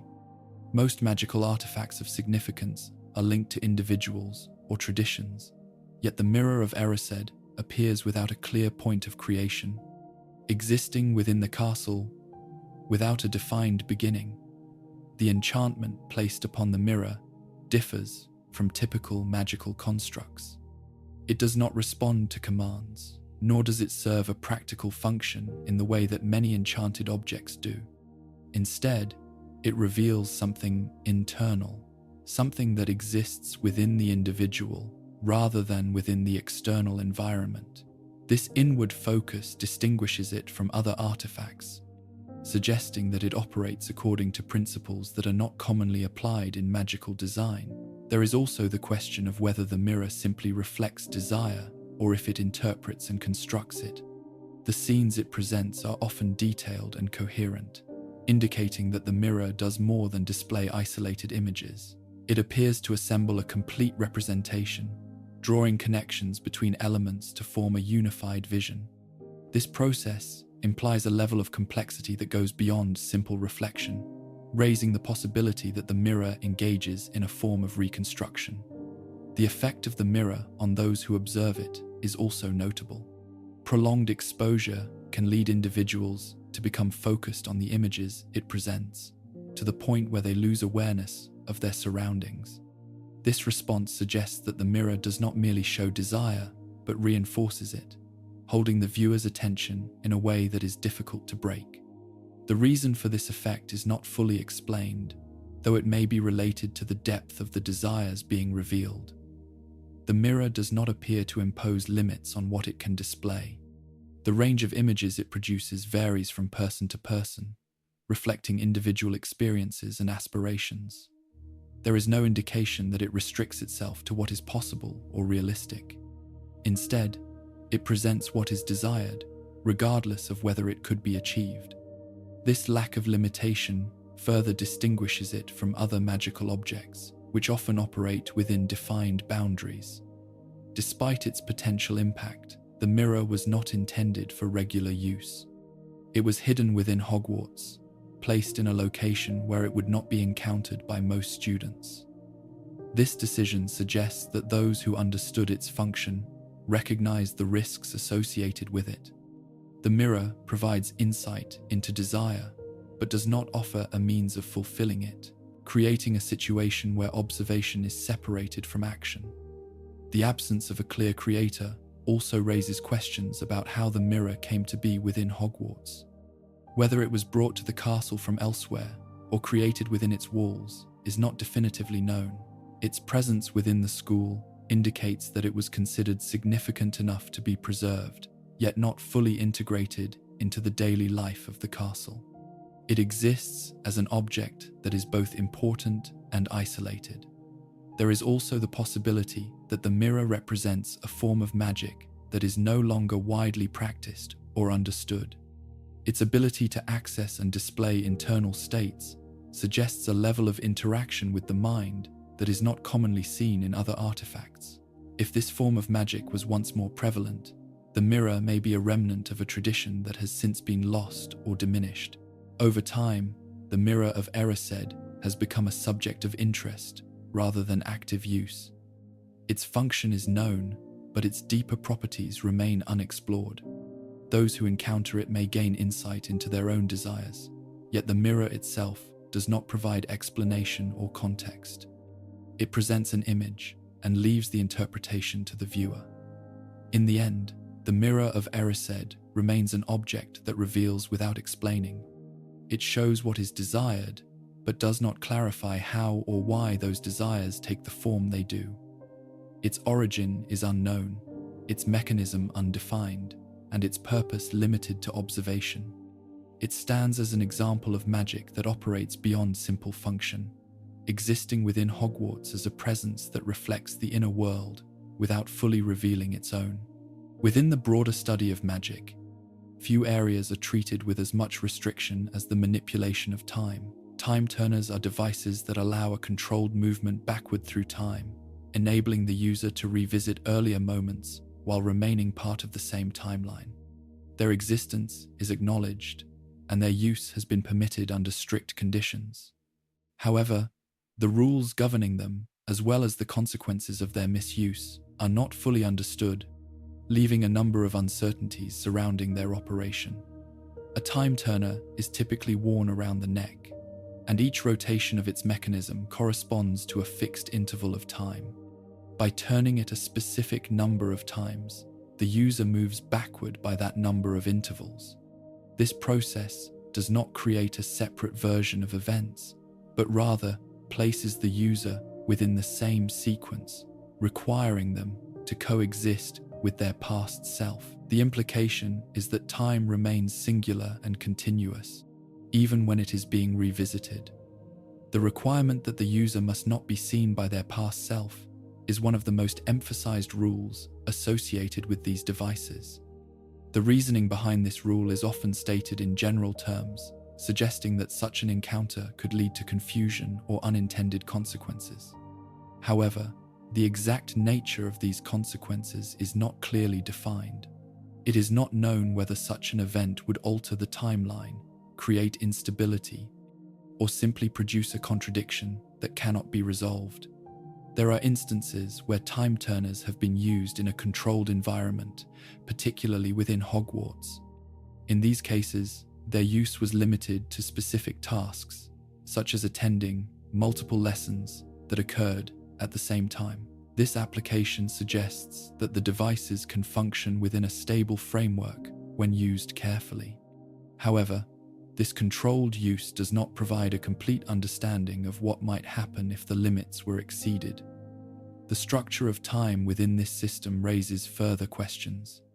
If a user travels backward and interacts with the environment, those interactions must have already been part of the timeline. This creates a situation where cause and effect are not experienced in a straightforward sequence.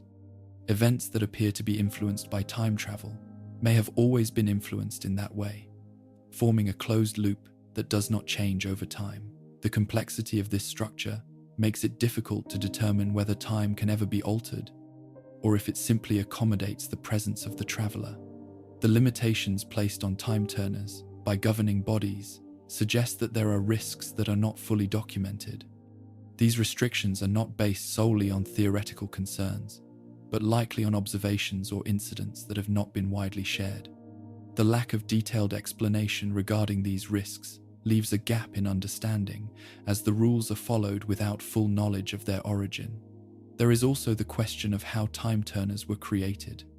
The process by which a device can interact with time in such a precise manner is not described in detail.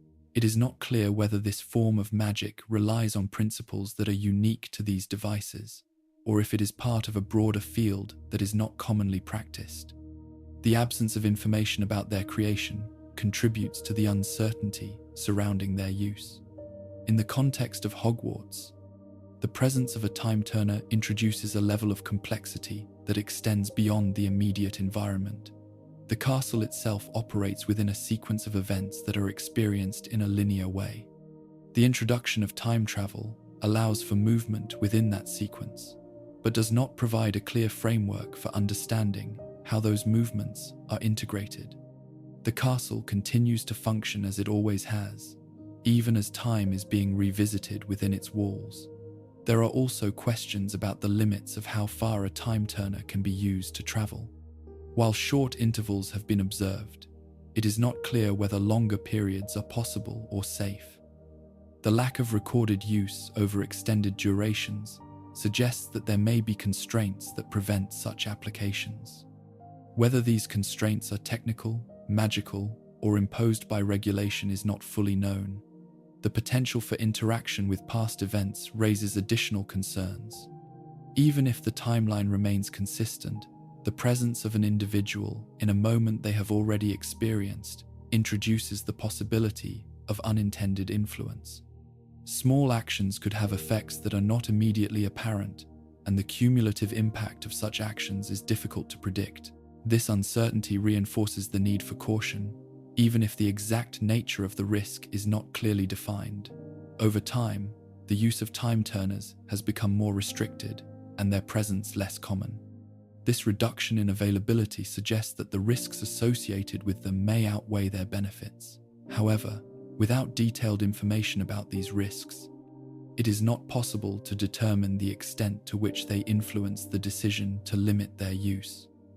The existence of time turners demonstrates that time can be engaged with through magic, yet the full implications of this engagement remain unclear. The devices function within certain parameters, allowing for controlled movement within the timeline, but do not provide a complete understanding of how time itself operates. The rules that govern their use are followed, but not fully explained, leaving a gap between practice and theory. In the end, time turners represent a form of magic that is both precise and uncertain. They allow for interaction with the past, yet do not clarify the nature of that interaction. Their operation is understood in terms of procedure, but not in terms of underlying principles. They remain a tool that can be used, but not fully explained, existing within the magical world as a controlled yet unresolved phenomenon. Within Hogwarts, there exists a map that does not simply represent space, but actively reflects the movement of every individual within the castle. The Marauder's map appears at first to be an ordinary piece of parchment, yet when activated, it reveals a detailed layout of Hogwarts along with the names and positions of those inside it. This function alone places it beyond the capabilities of most known magical objects, as it does not rely on static information, but continuously updates in real time.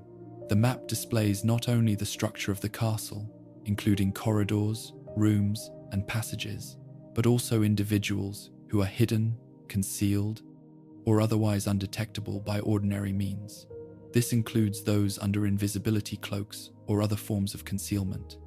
The ability to identify and track individuals regardless of such measures suggests that the map operates on a level that bypasses standard magical protections.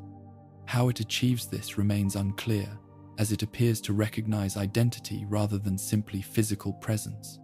The creators of the map were students, which introduces further uncertainty. While they were known to possess considerable skill, the level of complexity required to produce such an object exceeds what would normally be expected. The map not only records the layout of Hogwarts, but also adapts to its shifting nature. As the castle changes, the map reflects those changes, maintaining accuracy without requiring adjustment. This suggests that the map is not fixed, but responsive, capable of updating itself in accordance with the environment it represents. There is also the matter of how the map distinguishes between individuals. It does not rely on appearance, as it identifies people by name, even when they are transformed or concealed. This implies that the map is able to detect some form of inherent magical signature, linking each individual to their identity in a way that is not commonly accessible. The process by which this identification occurs has not been fully explained, and there is no clear indication that similar methods are widely understood or used elsewhere. The map's ability to reveal hidden passages further adds to its complexity. Hogwarts contains numerous secret routes, some of which are known only to a few individuals. The map includes these passages, displaying them alongside the more visible structure of the castle. This suggests that the creators either had access to extensive knowledge of the castle's layout, or that the map itself was able to uncover these details. In either case, the completeness of the information raises questions about how it was obtained. The activation of the map requires a specific phrase, and it conceals its contents when not in use. This behavior indicates that the map is designed with a level of intentional control, allowing it to remain hidden unless accessed correctly. The inclusion of this feature suggests that the creators anticipated the need for secrecy, embedding safeguards within the object itself. However, the mechanism that allows the map to respond to such commands is not fully understood. There are also instances where the map appears to exhibit behavior beyond simple function. It has been observed to respond to those who attempt to use it improperly, displaying messages that reflect awareness of the situation. These responses are not pre-written in a static sense, but appear to be generated in the moment, tailored to the individual interacting with it. This suggests that the map may possess a form of programmed interaction that goes beyond fixed enchantments. Despite its capabilities, the map has not been replicated. There are no known attempts that have produced an object with similar function, and no detailed explanation of how it was created has been preserved. This absence of replication indicates that the knowledge required to produce such a map is either lost or was never fully understood outside of its original creators. The map remains unique, its existence not leading to a broader development of similar tools. The relationship between the map and Hogwarts itself is also worth considering. The castle is known for its shifting structure and hidden features, yet the map maintains an accurate representation of it. This suggests that the map is able to interpret the castle's changes as they occur, updating its display accordingly. Whether this is achieved through a direct connection to the castle or through an independent process is not clear. There is also the question of whether the map has limitations. While it appears to track all individuals within the castle, it is not known if there are conditions under which it would fail to do so. The consistency of its performance suggests reliability, yet without comprehensive testing, it is not possible to determine the extent of its capabilities. The absence of known failure does not necessarily indicate the absence of limitation. Over time, the Marauder's map has been used for various purposes, primarily related to navigation and observation. Those who possess it gain access to information that is otherwise unavailable, allowing them to move through the castle with a level of awareness that exceeds normal experience.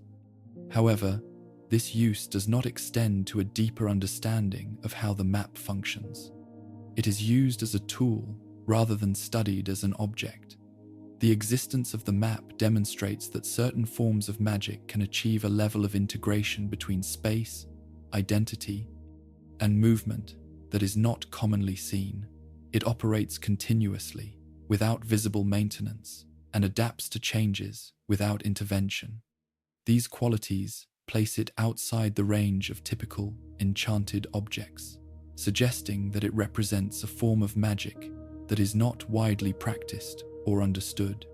In the end, the Marauder's map remains an object that performs its function with precision, yet does not reveal how that function is achieved. It provides a complete view of the castle and its occupants, but does not explain the process by which it gathers or displays this information. It exists within Hogwarts as a tool of remarkable capability, its origins known in part, but its true nature left unresolved. Within Hogwarts, certain areas are marked not by their function, but by the absence of access. The third-floor corridor is one such place, known at different times for being restricted, without a clear explanation given to those who passed near it. Students were warned to avoid it, yet the reason for this restriction was not immediately visible. The corridor itself appeared ordinary, consisting of a passage that led to a series of rooms and a concealed entry point. What made it significant was not its structure, but what had been placed within it. At one point in the castle's history, the corridor was used to protect an object of considerable importance. A series of obstacles were arranged beyond a trapdoor, each designed to prevent unauthorized access. These obstacles varied in form, requiring different skills and knowledge to overcome. While the purpose of these protections was clear, the choice of location raises questions.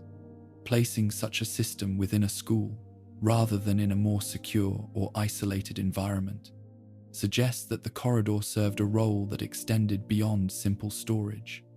The presence of a large creature within the corridor further contributed to its restricted status.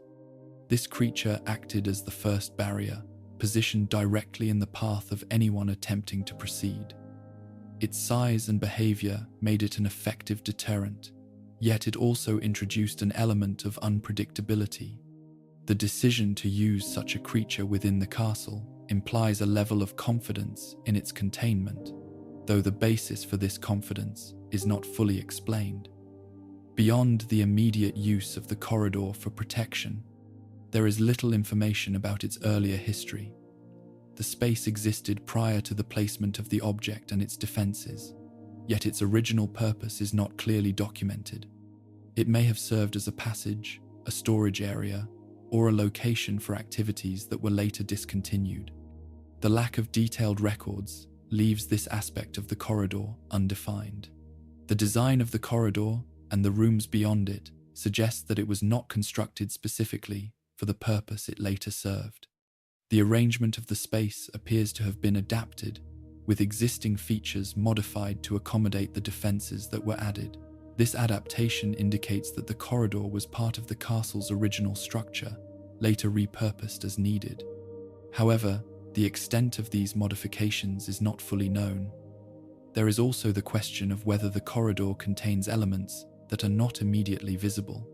Hogwarts is known for its hidden passages and concealed spaces, and it is possible that the third-floor corridor includes features that have not been revealed. The focus on its later use may have overshadowed earlier aspects, leaving parts of its structure unexplored or unrecorded. The temporary nature of its restricted status suggests that the corridor is not inherently dangerous, but becomes so depending on what is placed within it. Once the object and its defenses were removed, the corridor returned to a more ordinary state. This change indicates that the corridor itself does not possess unique properties that make it hazardous, but rather that its significance is determined by how it is used. Despite this, the corridor retains a level of association with the events that took place within it. Its history as a restricted area contributes to its perception, even after its original purpose has passed. Students and staff may recall its previous status, influencing how it is regarded, even if its current condition does not warrant the same level of caution. The decision to use the corridor in this way also reflects broader patterns within Hogwarts. The castle contains spaces that can be adapted for specific purposes, often without altering their outward appearance. This flexibility allows for the placement of objects and defenses within areas that are otherwise part of the normal structure. The third-floor corridor serves as an example of how such adaptations can be implemented without permanent change. There are also questions about how access to the corridor was controlled. While warnings were issued, the physical means of preventing entry were limited to the barriers placed within it. This reliance on instruction rather than restriction suggests a level of trust in those within the castle, though it also leaves open the possibility of unintended access. The balance between accessibility and security is not fully explained. Over time, the corridor has become part of the broader understanding of the castle's layout. Its period of restriction noted, but not examined in detail. Its use as a protective space is acknowledged, yet the reasons behind its selection and the full extent of its history remain unclear. It is a location that has served a specific purpose, then returned to a more neutral state, leaving behind questions about its role within the castle. In the end, the third-floor corridor represents a space that has been shaped by use rather than design. It has held significance at certain times, while remaining ordinary at others. Its structure does not reveal its history, and its current state does not reflect its past function. It exists as part of Hogwarts, carrying with it a period of importance that has not been fully explained, and a history that remains only partially understood.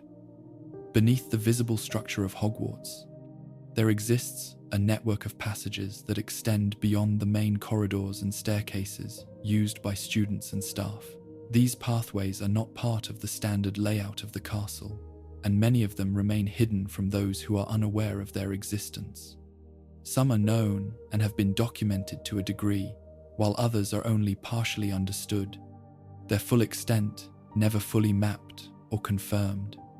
The entrances to these passages are often concealed behind ordinary features of the castle, such as walls, statues, or sections of flooring. Without knowledge of how to access them, they remain indistinguishable from the surrounding structure. This method of concealment suggests that the passages were not intended for general use, but rather for specific purposes that required discretion.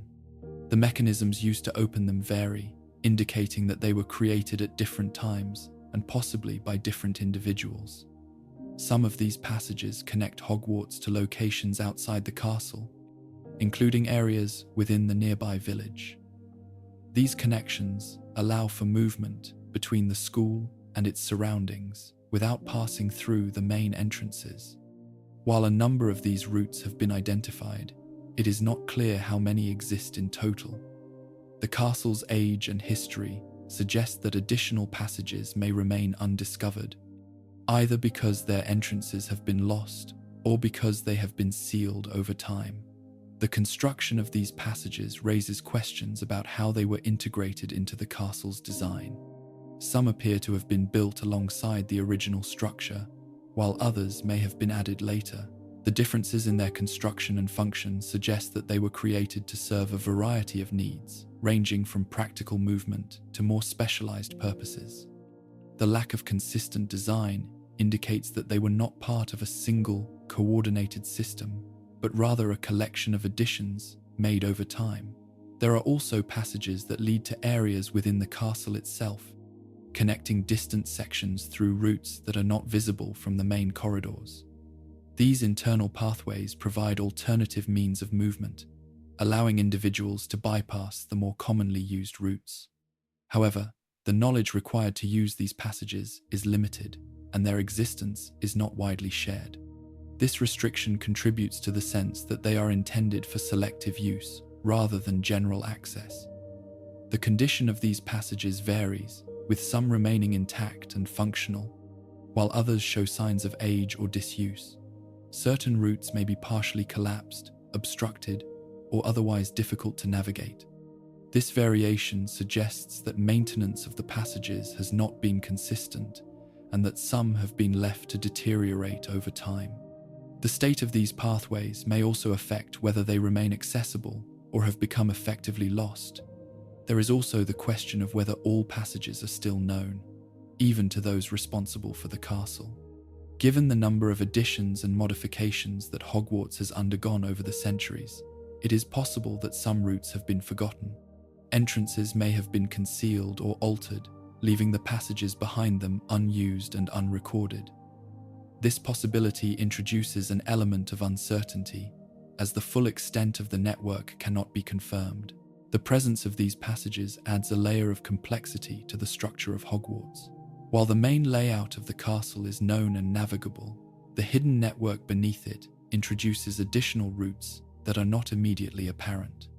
This dual structure allows for movement that is both visible and concealed, depending on the knowledge and intent of the individual. There are also instances where these passages have been used for purposes beyond simple travel. Their hidden nature makes them suitable for activities that require privacy or secrecy. This use aligns with their design, as their concealment provides a level of isolation from the rest of the castle. However, the specific purposes for which they were created are not always clear and may vary from one passage to another. The interaction between these passages and the shifting nature of Hogwarts itself is not fully understood.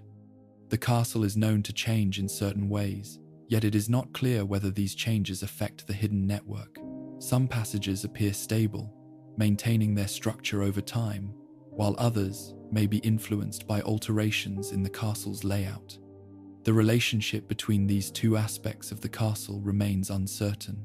Despite their presence, the passages are not a central focus of daily life within Hogwarts. Most students and staff rely on the visible routes, leaving the hidden network largely unused. This limited use contributes to the lack of detailed knowledge about the passages, as they are not regularly explored or maintained. Their existence is acknowledged, but not fully integrated into the routine operation of the castle.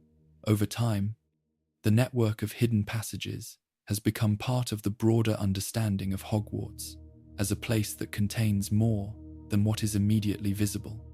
The castle's structure is not confined to its surface, but extends into spaces that are concealed and only partially known. These passages represent a layer of the castle that operates alongside the main layout, providing alternative routes that remain largely unexplored. In the end, the trapdoor and passage network beneath Hogwarts remains incomplete in its documentation. Some routes are known and used, while others are hidden or forgotten. Their origins are varied, their purposes not always clear, and their full extent undefined. They exist beneath the castle as a system that is present but not fully understood, offering pathways that connect spaces without revealing the complete structure they form. On the Hogwarts grounds, there stands a tree that does not behave as an ordinary part of the landscape. The Whomping Willow is known for its violent and reactive movement, striking at anything that approaches within its range. Its branches do not sway with wind alone, but respond with force and precision, making it one of the few features of the grounds that actively resists contact. While its purpose is partially understood, the nature of its behavior raises questions that extend beyond its original function. The tree was planted for a specific reason, to conceal an entrance that led beneath it. This entrance provided access to a passage connecting the castle to a distant structure, allowing movement between the two without detection. The presence of the tree ensured that the entrance would remain protected, as any attempt to approach it without proper knowledge would be met with immediate resistance. In this sense, the tree functions as a form of defense, maintaining the secrecy of what lies beneath. What is less clear is how the tree was created and how its behavior is sustained. Unlike static barriers or fixed enchantments, the Whomping Willow reacts dynamically to its surroundings. It detects movement and responds in a way that appears both deliberate and consistent. This suggests that the enchantment placed upon it is not limited to a simple command, but involves a system that allows for continuous interaction with the environment. The tree's movements are not random. They are directed towards specific points, targeting objects or individuals that come within its range. This level of precision indicates that the tree is capable of distinguishing between different forms of movement, adjusting its response accordingly. Whether this distinction is based on size, speed, or some other factor is not fully understood, but the consistency of its behavior suggests that it operates according to defined principles. There is also the matter of how the tree can be rendered still. A particular action performed at a specific point on the tree causes it to cease its movement temporarily. This mechanism implies that the tree's behavior can be controlled, though only by those who are aware of how to do so. The existence of this control point suggests that the tree was designed with both defense and accessibility in mind, allowing it to be bypassed when necessary. The relationship between the tree and the passage it conceals is central to its purpose, yet it also introduces further questions. The passage itself serves a function that is not directly related to the tree's behavior, and the tree's role is limited to protecting its entrance. However, the intensity of the tree's response may exceed what would be required for simple concealment, suggesting that its design includes additional considerations that are not fully explained. The presence of such a tree within the grounds of a school is also notable. While Hogwarts contains many enchanted objects and features, few exhibit the same level of active defense. The decision to include the Whomping Willow as part of the environment indicates that its function was considered necessary, yet the reasons for this necessity are not entirely clear. The tree exists as both a protective measure and a potential hazard, balancing its role within the grounds. There is also the question of whether the tree possesses any form of awareness. Its ability to respond to movement in a directed manner suggests a level of perception, though not necessarily consciousness. It may operate through a set of enchantments that allow it to detect and react without independent thought. However, the consistency and adaptability of its responses leave open the possibility that its behavior is more complex than a simple set of instructions. Over time, the Whomping Willow has remained in place, continuing to function as it was originally intended. Its behavior has not diminished, and its presence is treated as a constant within the grounds.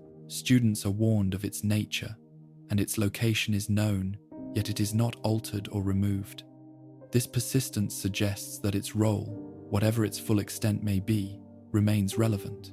The interaction between the tree and the surrounding environment also raises questions about how it is maintained. The tree continues to grow and exist as a living organism, yet it is also bound by enchantments that dictate its behavior.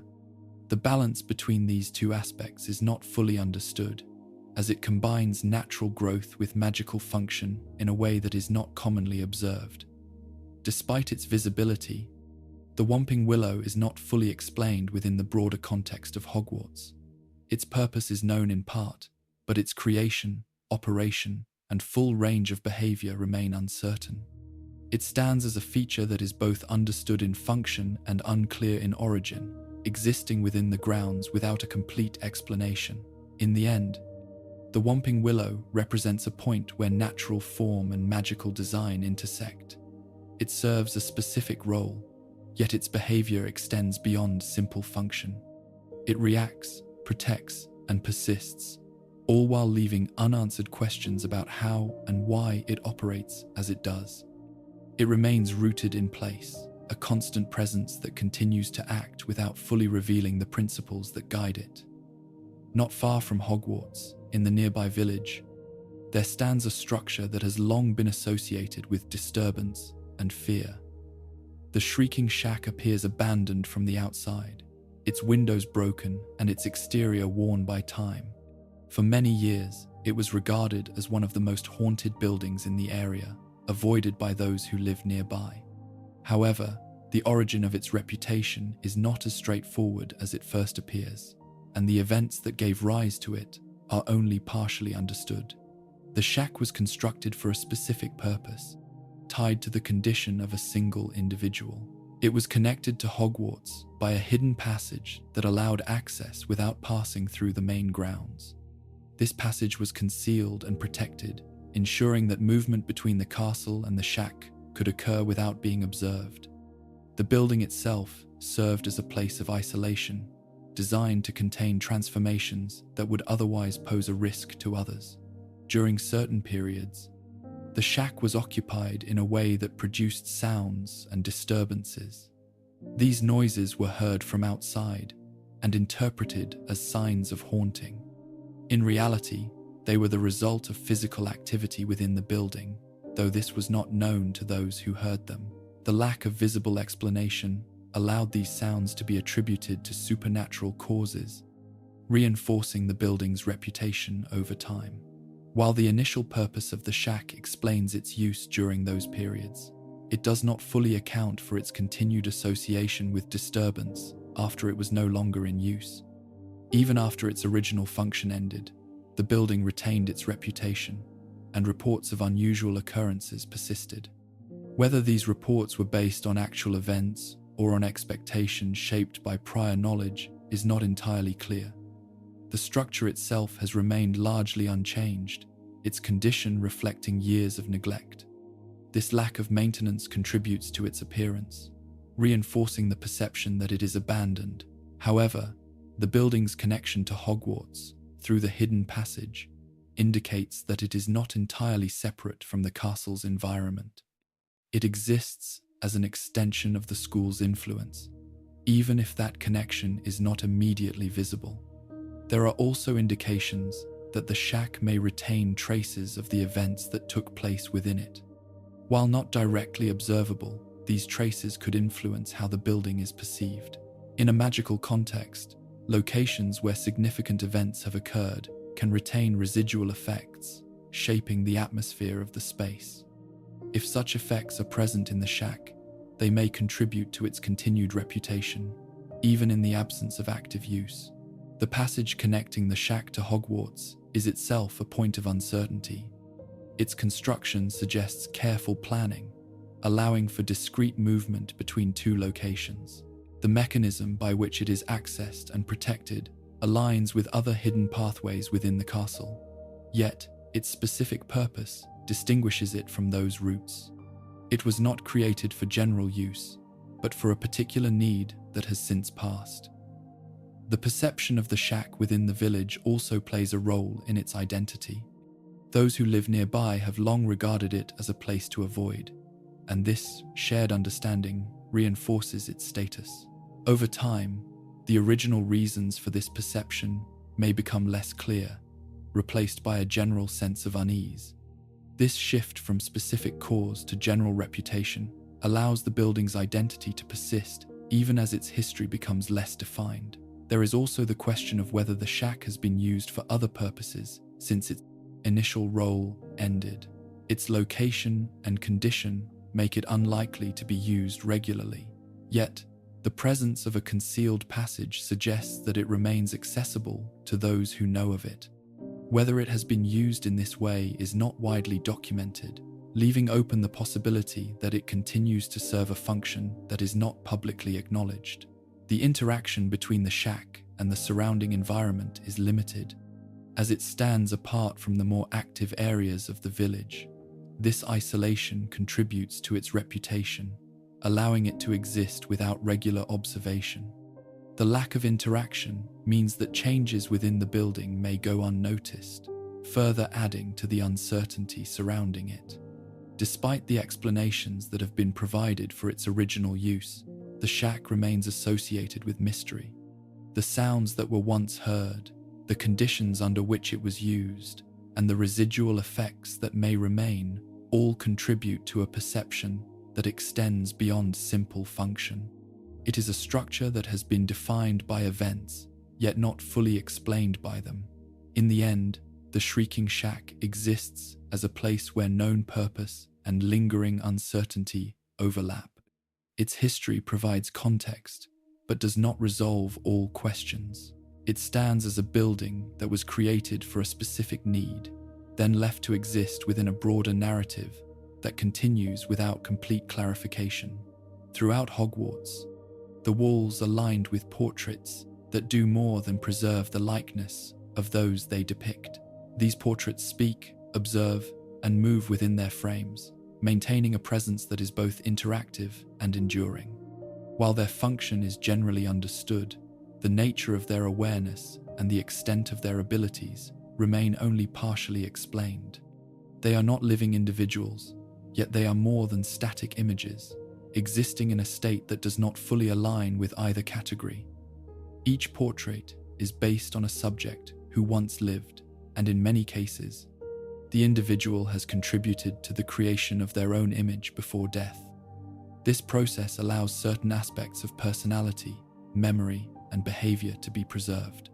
However, what is transferred is not the full consciousness of the individual. The portrait reflects a version of the person, shaped by what was recorded and how it was taught to behave. This distinction raises questions about how much of the original individual is truly present within the image. Portraits are capable of conversation, responding to those who address them, and interacting with other portraits nearby.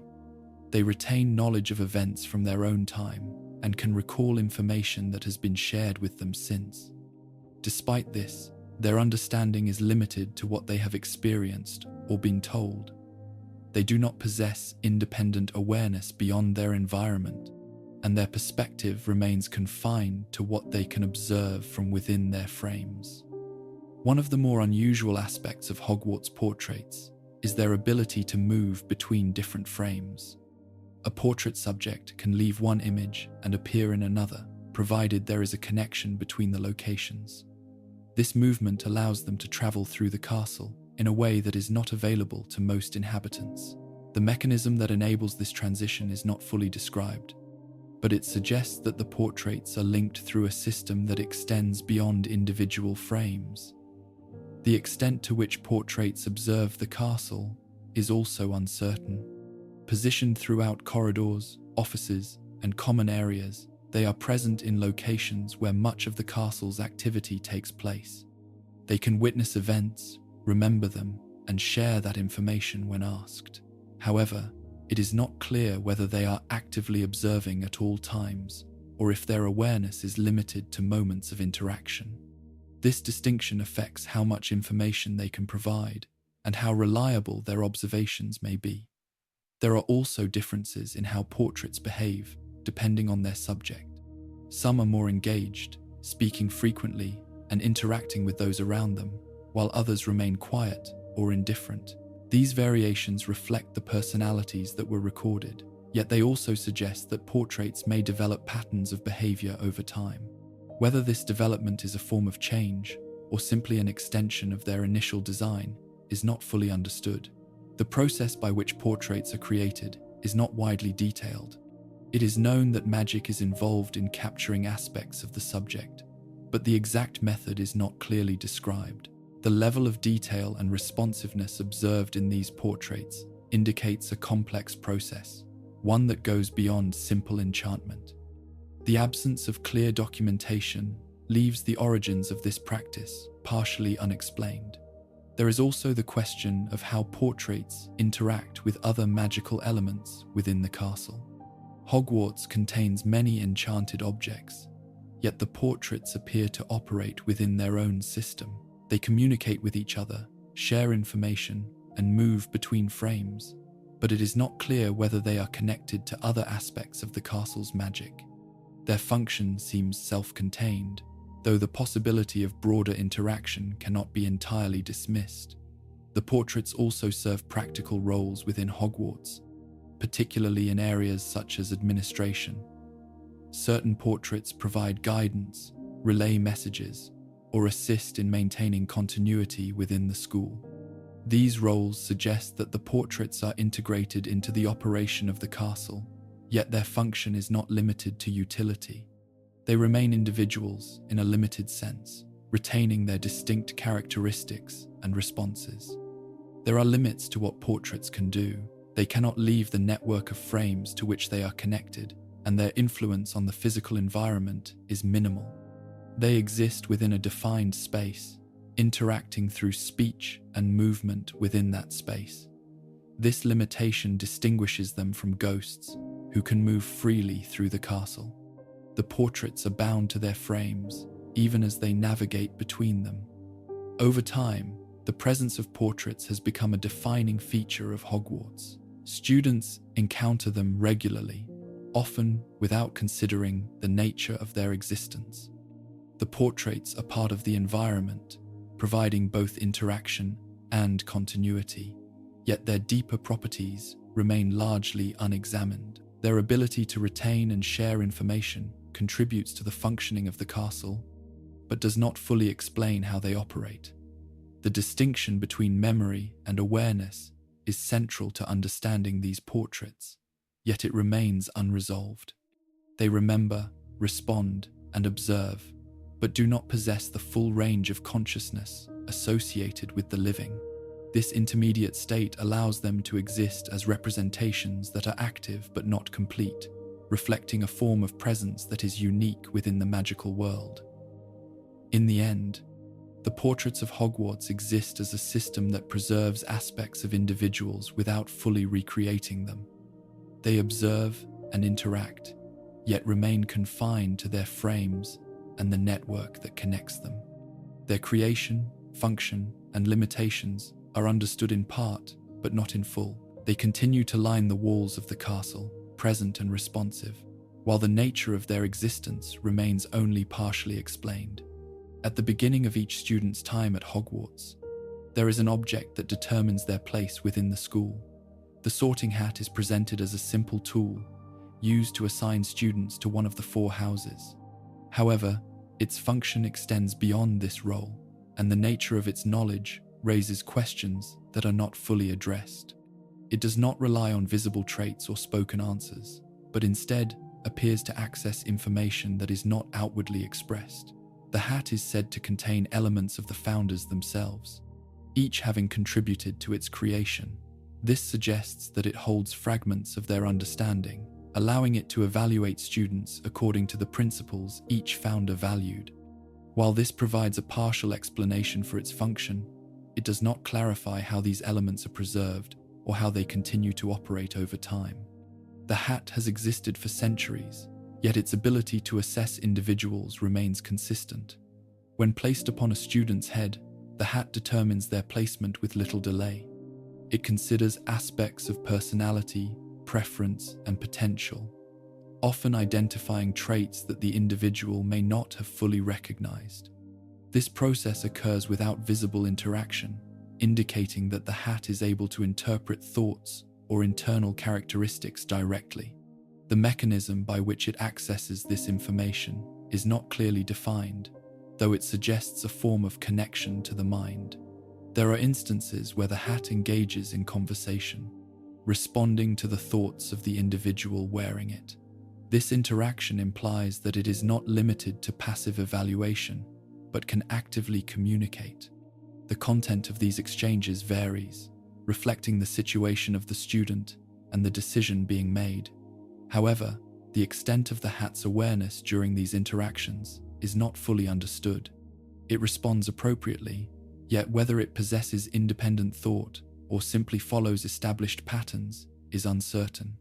The hat also demonstrates knowledge of the castle and its history, which it expresses through songs performed at regular intervals. These songs change over time, incorporating references to current events or ongoing concerns within the school. This adaptability suggests that the hat is capable of updating its understanding, integrating new information into its function. How this information is gathered and processed remains unclear. There is also the question of whether the hat can make errors in its decisions. While its judgments are generally accepted, there have been instances where individuals have demonstrated qualities associated with more than one house. The hat itself acknowledges this complexity, indicating that its decisions are based on a combination of factors rather than a single defining trait. This flexibility allows for variation, but also introduces the possibility that its assessments are not absolute. The role of choice in the sorting process adds another layer of uncertainty. In some cases, the preferences of the student appear to influence the final decision. This suggests that the hat does not operate independently of the individual, but considers their input as part of the process. The balance between the hat's judgment and the student's preference is not fully explained, leaving the extent of each influence undefined. The hat's continued function over centuries raises questions about how it is maintained. Unlike other magical objects that require periodic renewal or adjustment, the sorting hat appears to operate without interruption. Its condition does not deteriorate, and its abilities do not diminish. This stability suggests that the magic within it is self-sustaining, though the source of this sustainability is not clearly identified. There is also the matter of what the hat does not reveal. While it provides decisions and occasional commentary, it does not explain the full reasoning behind its choices. The criteria it uses are implied through its actions, but not explicitly stated. This lack of transparency prevents a complete understanding of its function, as the process remains partially hidden. The connection between the hat and the founders is central to its identity, yet the nature of this connection is not fully described. If the hat contains elements of their consciousness, it raises questions about how these elements interact and whether they retain any form of individuality.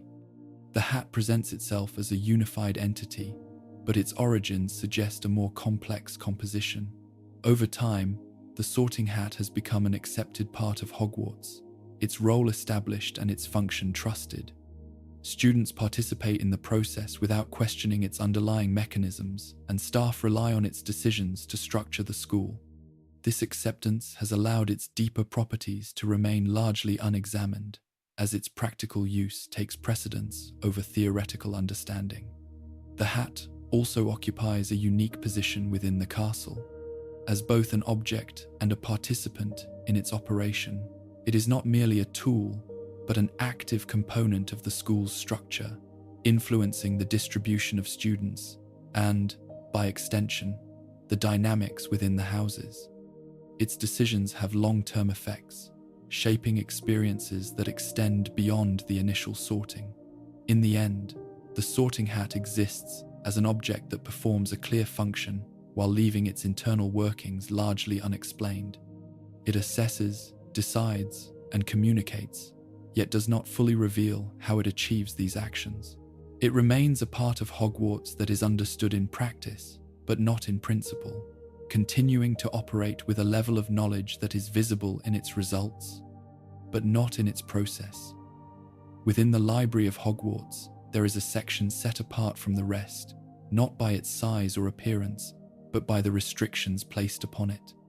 The restricted section contains books that are considered too dangerous or advanced for general use. Access to this area is controlled, requiring permission that is not easily granted. While the presence of such a section suggests a need to limit exposure to certain knowledge, it also raises questions about what is contained within it and what may no longer be present. The books that remain in this section are known to include material on complex spells, obscure branches of magic, and practices that carry significant risk. Some texts are difficult to read, not because of language, but because of the way they are written or enchanted. Others may react to the reader, responding in ways that are not fully predictable. These characteristics make the section distinct from the rest of the library, where information is presented in a more stable and accessible form. What is less clear is whether the collection is complete. Over the centuries, books may have been added, removed, or relocated without a full record being maintained. Certain texts may have been deemed too dangerous, even for restricted access, leading to their removal from the library entirely. If this is the case, then the current contents represent only a portion of what once existed. The absence of these missing works is not always acknowledged, leaving gaps that are not immediately visible. There is also the question of who determines what is placed within the restricted section. The criteria for inclusion are not fully defined and may have changed over time. Decisions about which texts are restricted likely reflect the concerns of those in authority at different periods. This means that the section is shaped not only by the nature of the material, but by the perspectives of those who manage it. As these perspectives shift, so too may the composition of the collection. The physical arrangement of the section does not reveal its full significance. The books are stored on shelves like any others, and the space itself does not differ dramatically from the rest of the library. The distinction lies in the access, not the structure.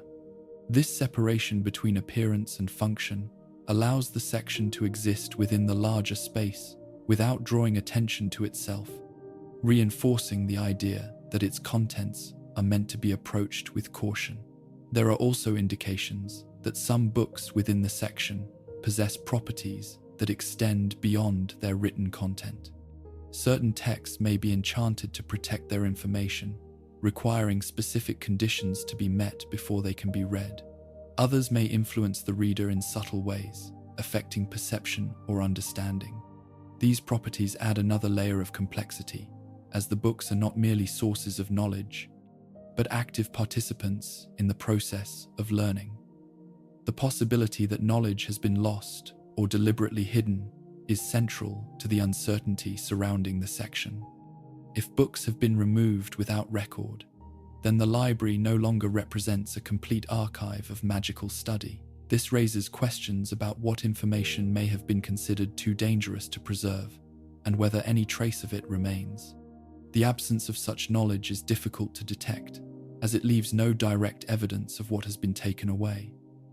There is also the matter of how the section is maintained. The books within it require care, yet the details of this maintenance are not widely discussed. Whether they are regularly reviewed, updated, or simply preserved as they are is not clearly stated. The condition of the books suggests that they are not neglected, but the process by which they are managed remains largely unseen.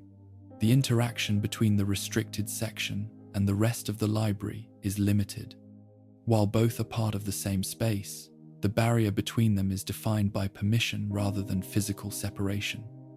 This creates a distinction that is understood rather than enforced by visible means. Those who have access move between the sections with awareness of the difference, while others remain confined to the general collection. Over time, the restricted section has become an accepted part of Hogwarts. Its presence acknowledged, but not fully examined. Students are aware of it and may be curious about its contents, yet few are permitted to explore it in depth. This limited access ensures that its mysteries remain largely intact, with only partial understanding available to those who encounter it. The section also reflects a broader pattern within the castle, where certain knowledge is preserved but not widely shared. This approach allows for the retention of information while controlling its distribution. However, it also creates areas where understanding is incomplete, shaped by what is available and what is withheld.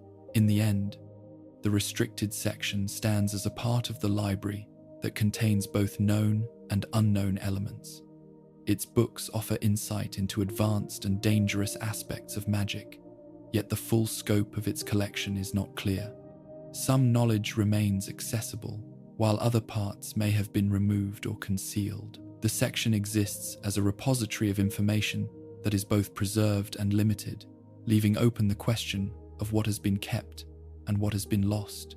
Within Hogwarts, most positions of teaching remain stable over time, with individuals serving for many years or even decades. There is, however, one role that does not follow this pattern. The position of defense against the dark arts has shown a consistent instability, with no teacher remaining in place for more than a single year over an extended period. This pattern has been observed repeatedly, yet no clear mechanism has been identified to explain it fully. The change in instructors does not occur under a single set of circumstances. Some leave by choice, others are removed due to external events, and some are affected by conditions that prevent them from continuing. Despite these differences, the result is the same. Each year, a new individual takes the position, and by the end of that year, they are no longer present. The consistency of this outcome suggests that it is not the result of coincidence, but of an underlying cause that has not been directly observed. One explanation that has been proposed is the existence of a curse placed upon the position itself. According to this view, the role is subject to a form of magic that prevents long-term occupation.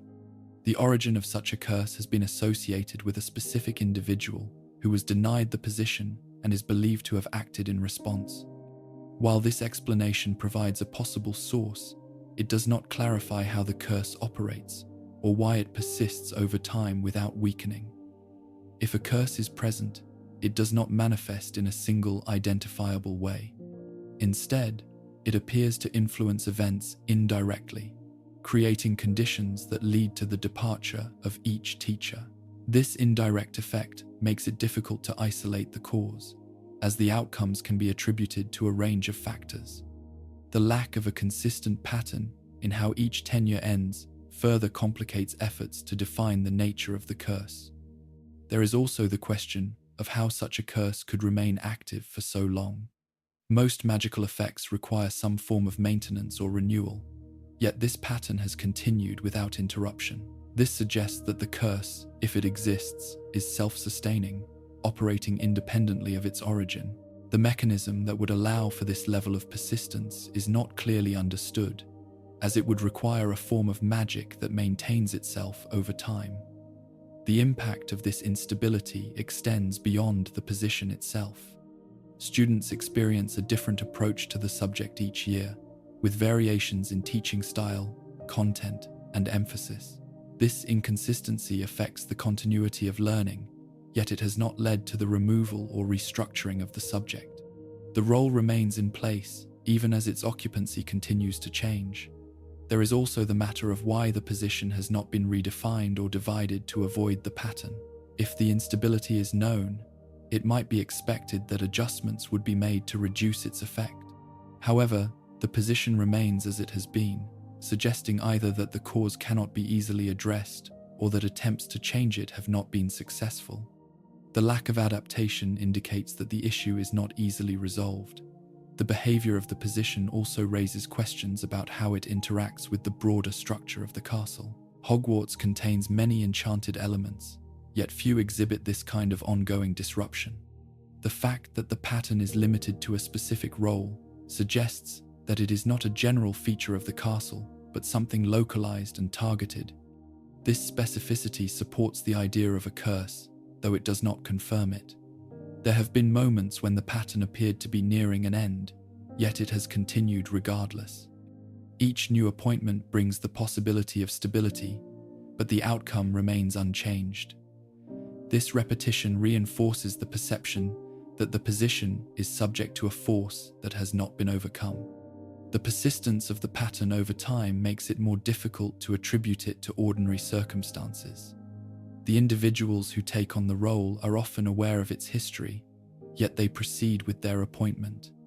This suggests that the position retains a level of importance that outweighs the risks associated with it. The willingness to accept the role indicates that its value within the school is recognized, even if its stability cannot be guaranteed. There is also the question of whether the pattern has affected the subject itself. The constant change in instruction may influence how the subject is taught and understood. While the core principles remain, the variation in delivery introduces differences that accumulate over time. The long-term effect of this variation is not fully known, as it has not been systematically examined. Over time, the instability of the position has become an accepted part of Hogwarts. It is noted, discussed, and anticipated, yet not fully explained. The focus remains on managing the outcome rather than identifying the cause. This acceptance allows the pattern to continue without resolution, becoming part of the structure of the school rather than an anomaly to be corrected. In the end, the defense against the dark arts position remains defined by its inconsistency. It is a role that exists within the school, yet does not follow the same rules as others. Whether this is due to a curse or another form of influence, the result is the same. The position continues to change year after year, without a clear explanation for why it cannot remain stable. During the period known as the First Wizarding War, much of the magical world experienced disruption, uncertainty, and conflict. Despite this, Hogwarts continued to operate as a school, maintaining its structure and routine, even as events outside its walls grew increasingly unstable. This continuity raises questions about how the castle remained largely unaffected during a time when other institutions were significantly impacted. While certain explanations have been suggested, the full extent of how Hogwarts preserved its stability is not entirely clear. The presence of strong protective enchantments is often cited as a primary factor. Hogwarts has long been known to possess layers of defensive magic, designed to prevent intrusion and ensure the safety of those within. These enchantments are complex and have been reinforced over time, making the castle difficult to access without permission. However, the specifics of how these protections functioned during the war, particularly in response to evolving threats, are not fully documented. The role of leadership within the castle also contributed to its continued operation. The headmaster at the time was known for a high level of magical ability and strategic awareness. His presence likely influenced the effectiveness of the castle's defenses, as well as the decisions made regarding its use during the conflict. While this provides some context, it does not fully explain how the castle maintained its position as a place of relative stability while the surrounding world changed. There are indications that certain events related to the war did reach the castle, though they were not always visible to those within it. Information was managed carefully, and not all details were shared openly. This controlled flow of information may have contributed to the sense that Hogwarts was separate from the conflict, even if it was indirectly affected by it. The distinction between what occurred within the castle and what happened outside it was maintained, though not entirely absolute. The absence of direct conflict within the castle during this period is notable. While other locations experienced attacks or disruption, Hogwarts remained largely intact. This suggests that the castle's defenses were effective not only in preventing entry, but also in deterring attempts to breach them. The nature of these defenses and how they responded to potential threats remains only partially described. There is also the question of whether the castle itself played a role in maintaining its stability. Hogwarts is known to contain layers of magic that have accumulated over centuries. These layers may interact in ways that support the overall integrity of the structure, allowing it to respond to external conditions. While this possibility has not been confirmed, it offers a potential explanation for how the castle could remain unaffected while other locations were compromised. The daily life within Hogwarts continued with a degree of normality, though it is likely that adjustments were made to account for the broader situation. These adjustments are not fully recorded, and the extent to which they altered the experience of those within the castle is not clearly defined. The continuation of routine may have been both a practical necessity and a deliberate choice, maintaining a sense of order during a period of uncertainty. There are also aspects of the castle's operation during this time that have not been widely discussed. Certain measures may have been taken to enhance security or manage risk, yet these actions are not part of the commonly known account. The lack of detailed records leaves gaps in understanding how the castle functioned during the war, particularly in relation to the decisions made by those in positions of authority. The relationship between Hogwarts and the broader magical community during the conflict is another area of uncertainty. While the castle remained a place of education, it was not entirely isolated from the events occurring elsewhere. The extent to which it was involved, whether directly or indirectly, is not fully documented. This leaves open the question of how the school balanced its role as an institution with the demands of the surrounding situation. There is also the matter of what was not recorded. In any period of conflict, not all events are documented in detail. Certain actions may have been taken without being formally noted, particularly if they were considered sensitive or confidential. This possibility suggests that the known account of Hogwarts during the First Wizarding War may be incomplete, with aspects of its operation remaining unrecorded. Despite these uncertainties, the castle emerged from the period without significant structural or functional damage. It continued to serve its purpose, maintaining its role within the magical world. This outcome indicates that whatever measures were in place, they were effective, even if their full nature is not understood. Over time, the period of the First Wizarding War has been integrated into the broader history of Hogwarts, yet the details of the castle's experience during that time remain limited. The focus tends to be on the events of the war itself, rather than on how specific locations were affected. As a result, the role of Hogwarts during this period is understood in general terms, but not in full detail. In the end, the stability of Hogwarts during the First Wizarding War remains partially unexplained. It continued to operate while much of the surrounding world was in conflict, maintaining its structure and purpose without clear disruption. The factors that contributed to this stability are known in part, but not completely defined, leaving the castle's role during this period as a point of uncertainty within its history. During the Battle of Hogwarts, the castle did not remain a passive setting. As the conflict unfolded, elements within its structure began to respond in ways that suggested more than prearranged defenses. Protective enchantments were activated, barriers formed, and objects throughout the castle moved into positions that supported those defending it.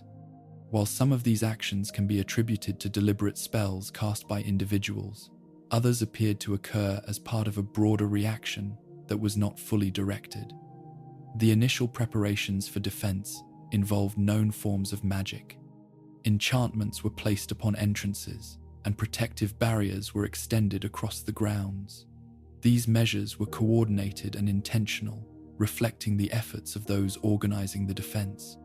However, as the situation progressed, additional responses became evident, involving parts of the castle that had not been explicitly commanded to act.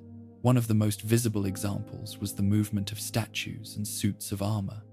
These figures, which had previously shown limited and subtle activity, began to move in a more coordinated manner.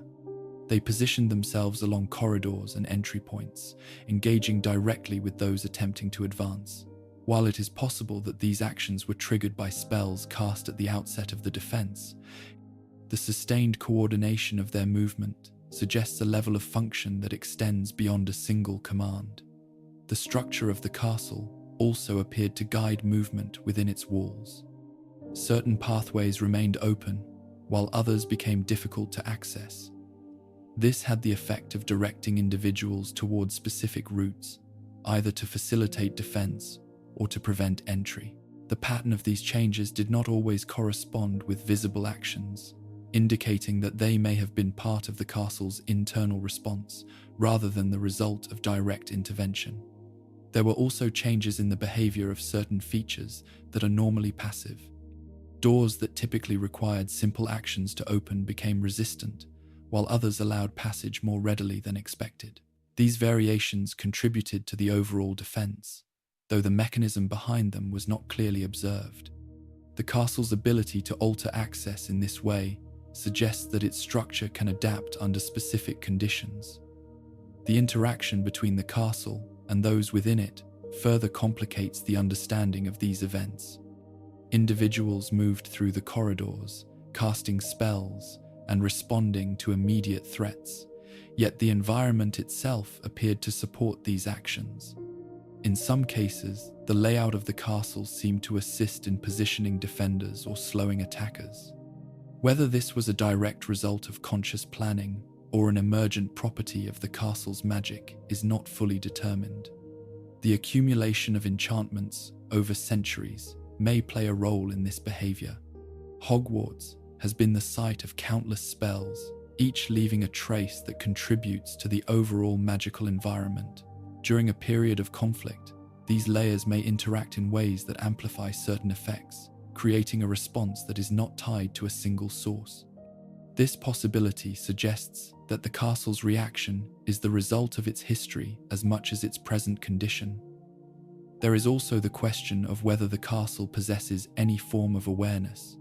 The coordinated nature of some responses, combined with their alignment to the needs of the defenders, has led to speculation that the castle may be capable of more than passive function. However, there is no direct evidence to confirm this, and the observed behavior can be explained through the interaction of multiple enchantments operating simultaneously. The defensive measures that appeared during the battle were not all permanent. Once the conflict ended, many of the features returned to their usual state. Statues resumed their positions, pathways stabilized, and the castle's layout became consistent once again. This reversion suggests that the changes were temporary, activated by specific conditions rather than representing a permanent alteration. Despite the intensity of the events, the castle remained structurally intact. While damage occurred in certain areas, the overall integrity of Hogwarts was preserved. This outcome indicates that the defensive responses were effective, even if their full nature was not understood. The castle's ability to withstand the conflict reinforces the idea that its design includes elements that support resilience. The role of those directing the defense cannot be overlooked, as their actions contributed significantly to the outcome. However, the behavior of the castle itself introduces an additional factor that is not fully explained. The combination of deliberate strategy and environmental response creates a situation where it is difficult to separate cause from effect. Over time, the events of the battle have been recorded and studied, yet the details of the castle's reaction remain only partially described. The focus has been on the actions of individuals and the outcome of the conflict, rather than on the mechanisms that allowed the castle to respond as it did. This leaves a gap in understanding how such responses are initiated and controlled. In the end, the behavior of Hogwarts during the Battle of Hogwarts suggests that the castle is capable of more than static existence. It responded to the conditions around it, supporting those within its walls in ways that were not entirely planned or directed. Whether this response is the result of accumulated magic, complex enchantments, or something less defined remains uncertain. The castle returned to its usual state once the conflict ended, leaving behind evidence of its actions, but not a complete explanation of how those actions were achieved. Within Hogwarts, every spell that has been cast, every enchantment that has been placed, and every magical interaction that has occurred leaves behind some trace, even if that trace is not immediately visible. Over the course of centuries, these traces accumulate, forming layers of residual magic that exist alongside the active enchantments of the castle. While individual spells may fade or lose their immediate effect, it is not clear that they disappear entirely. Instead, they may contribute to an environment that is shaped by the presence of past magic. These residual effects are not always noticeable in isolation. A single spell may leave behind only a faint imprint, insufficient to alter the environment in a measurable way. However, when considered collectively, the accumulation of such imprints may produce conditions that differ from those of a space where no magic has been practiced. Hogwarts, as a location where magic is constantly performed, represents an environment where this accumulation is likely to be significant. There are areas within the castle where the presence of magic feels more concentrated. These areas may correspond to locations where certain types of spells are practiced more frequently, or where significant events have taken place. The nature of this concentration is not fully defined, but it suggests that residual magic may not be evenly distributed. Instead, it may gather in patterns that reflect the history of the space. The interaction between residual magic and active enchantments introduces additional complexity. Hogwarts contains numerous enchanted objects and structures, each operating according to its own design. The presence of residual magic may influence how these enchantments function, either reinforcing or altering their effects. While this interaction is not directly observable, it may contribute to variations in behavior that are not otherwise explained.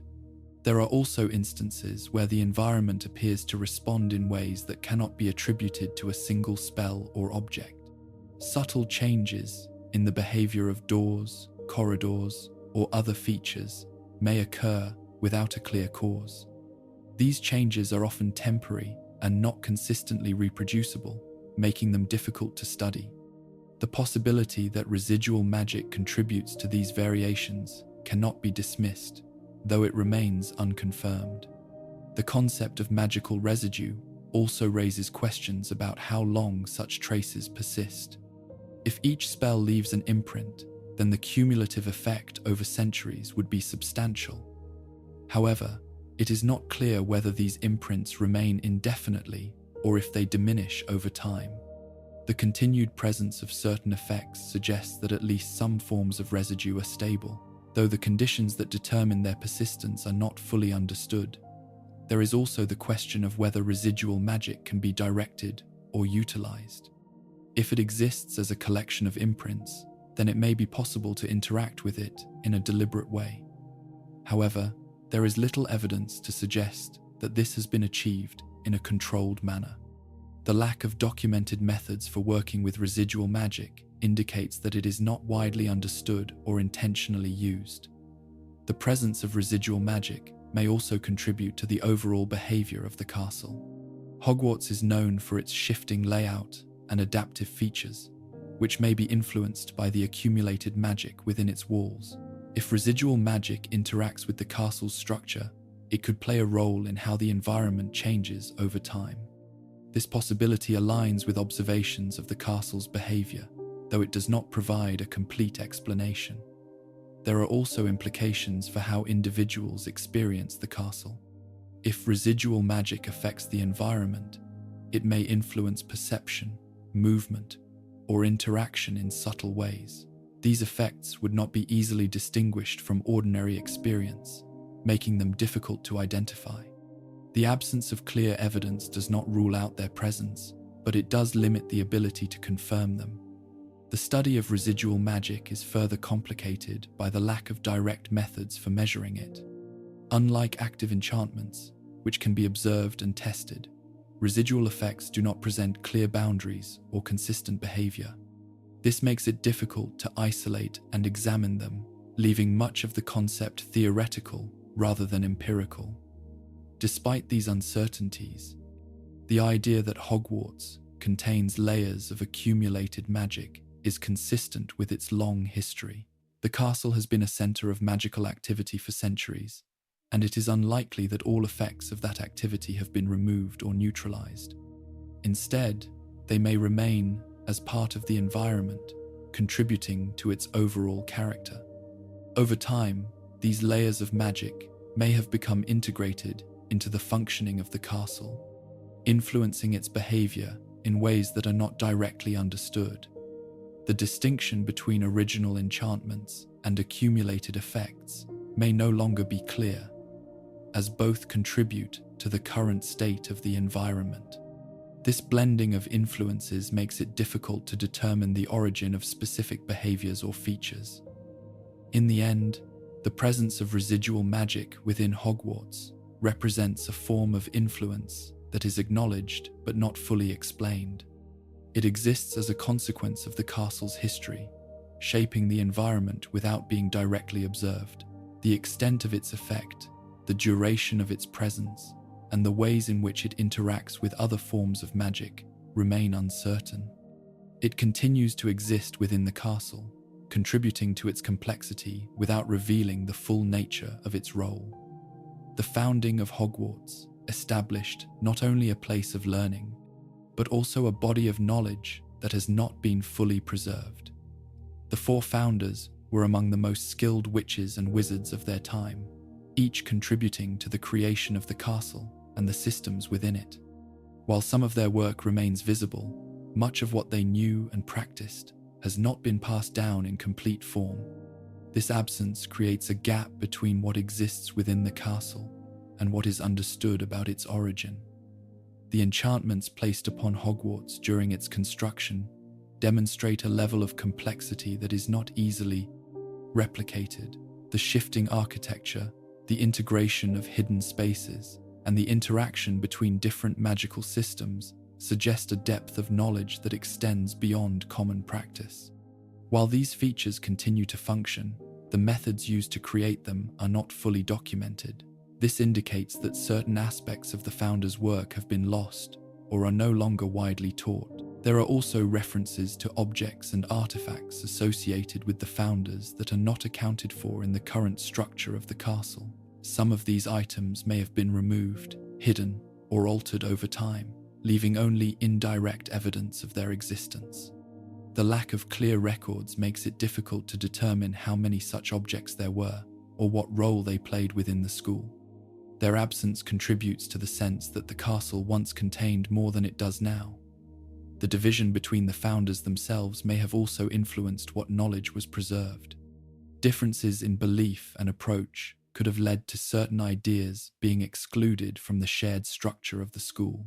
In particular, the departure of one founder suggests that not all knowledge was integrated into the final design.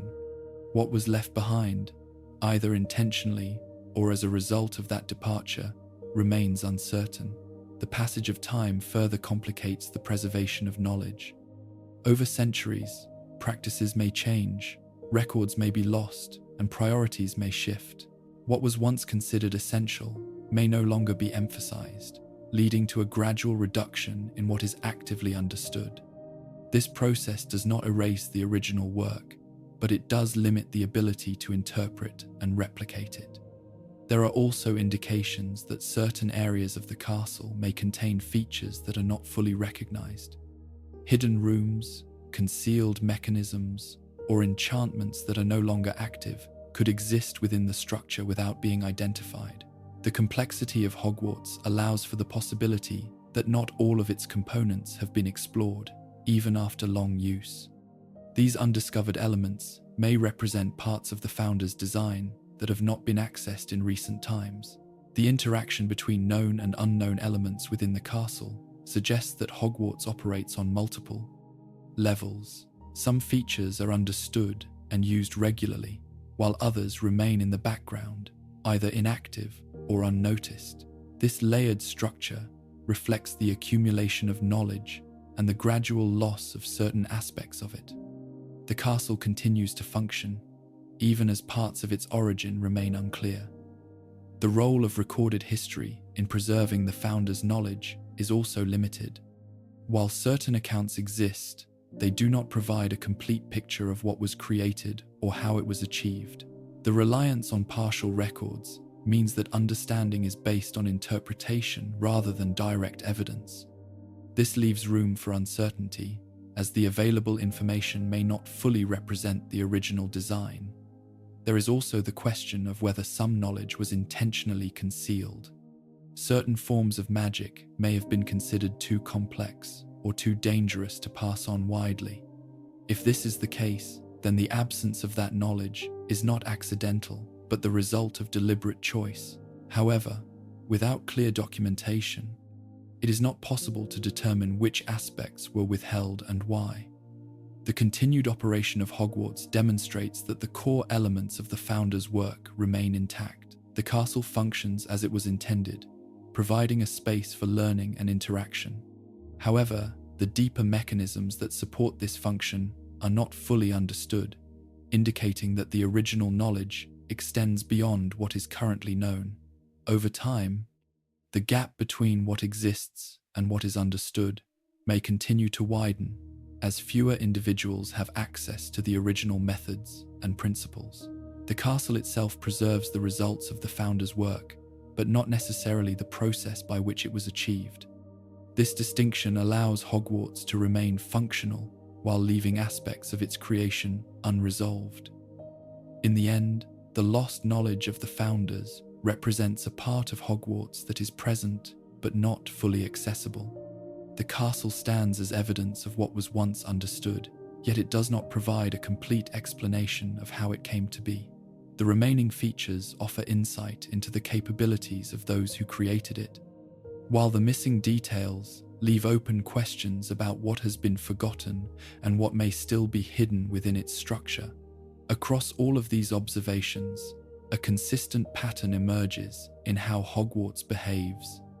The castle does not remain fixed in structure, does not operate solely through visible enchantments, and does not limit itself to predictable responses. Its corridors shift, its hidden spaces appear and disappear, and its objects respond to conditions without always being directly commanded. These features, taken individually, can often be explained through complex magic. Taken together, they suggest a system that may extend beyond simple enchantment. The idea that Hogwarts could possess a form of awareness has been considered in different ways, though never confirmed. This awareness would not necessarily resemble thought or intention as understood in living beings. Instead, it may take the form of responsiveness, an ability to adapt to circumstances and maintain balance within its environment. The castle's behavior during periods of change, particularly in moments of danger, reflects a level of coordination that is not always tied to individual action. The shifting architecture of the castle is one of the clearest examples of this pattern. Pathways open and close, staircases alter their positions, and access points change without direct instruction. While these changes can be attributed to enchantments placed during the castle's construction, the way they interact with current conditions suggests a level of adjustment that goes beyond fixed design. The castle does not simply follow a set pattern, but appears to respond to use and circumstance. Other elements within Hogwarts also display forms of interaction that are not fully explained. Objects, such as the Room of Requirement, respond to specific needs, creating environments that match intention with precision. The movement of suits of armor, the behavior of certain doors, and the presence of hidden pathways all contribute to a system that is active rather than static. These features operate independently, yet their actions often align with the broader functioning of the castle. The accumulation of magic over time may play a role in this behavior. Hogwarts has been the site of continuous magical activity for centuries, with each spell contributing to the overall environment. These layers of magic may interact, producing effects that were not part of the original design. If this is the case, then the castle's current behavior is the result of both its initial construction and the ongoing influence of those who have lived and worked within it. There is also the question of whether the castle distinguishes between different individuals. Certain features appear to respond differently depending on who is interacting with them. The room of requirement, for example, provides specific outcomes based on individual need. This suggests that the castle, or at least parts of it, can recognize differences in intention or condition. The mechanism by which this recognition occurs is not fully understood, but it indicates a level of sensitivity to those within its walls. The events of the Battle of Hogwarts further illustrate the castle's capacity to respond. Defensive elements were activated, pathways adjusted, and objects moved in ways that supported those within the castle. While some of these actions can be traced to deliberate spells, others appear to have emerged from the interaction of existing enchantments. The overall effect was a coordinated response that contributed to the defense of the structure. Despite these observations, there is no direct evidence that Hogwarts possesses consciousness in the way living beings do. It does not communicate its intentions, nor does it act with clear purpose independent of the conditions around it. Its responses can be explained through the interaction of complex magical systems, even if those systems are not fully understood. The absence of clear indicators of thought or decision-making limits the ability to define the castle as aware. At the same time, the consistency and coordination of its behavior leave open the possibility that it operates according to principles that are not entirely mechanical. The distinction between a highly complex system and a form of awareness becomes difficult to define when the system is capable of adapting in ways that appear purposeful. Hogwarts occupies a position where this distinction is not clearly resolved. The lack of a definitive explanation has allowed multiple interpretations to exist. Some view the castle as a structure governed entirely by enchantments, each functioning according to established rules. Others consider the possibility that the castle has developed a form of responsiveness that resembles awareness, shaped by centuries of magical activity. Both perspectives account for aspects of its behavior, yet neither provides a complete answer. Over time, the question of Hogwarts' nature has remained open, not because it has been overlooked, but because it cannot be easily resolved. The castle continues to function, its features operating as they always have, without requiring a final explanation. Those who live within it adapt to its behavior, accepting its changes as part of the environment rather than as something to be fully understood. In the end, Hogwarts remains a structure that exists between definition and uncertainty. It is a place built by individuals, yet shaped by forces that extend beyond their original design. Its behavior can be observed, described, and partially explained, but not fully defined. Whether it is simply a collection of complex enchantments or something that responds in a more integrated way remains unanswered. It continues to stand as it always has, functioning with consistency while leaving the nature of its operation unresolved. Over time, Hogwarts has continued to function without resolving the questions that surround it. Its corridors shift, its objects respond, and its hidden spaces remain active, yet the reasons behind these behaviors are not fully defined. Each mystery exists alongside the others, forming a pattern that is observed but not explained. Some elements have been studied, while others have simply been accepted as part of the environment. Students and staff move through the castle, learning its structure through experience rather than complete understanding. What is known is used, and what is not known is rarely pursued beyond its immediate effect. This allows the castle to maintain its balance, operating as it always has while leaving certain details unexamined. The unanswered aspects do not disrupt its purpose. Instead, they remain within it, unchanged by time and unaffected by the need for explanation. The castle continues to hold these details without revealing their origins or limits. In this way, Hogwarts remains both understood and incomplete, a place where function is clear, but meaning is not fully resolved.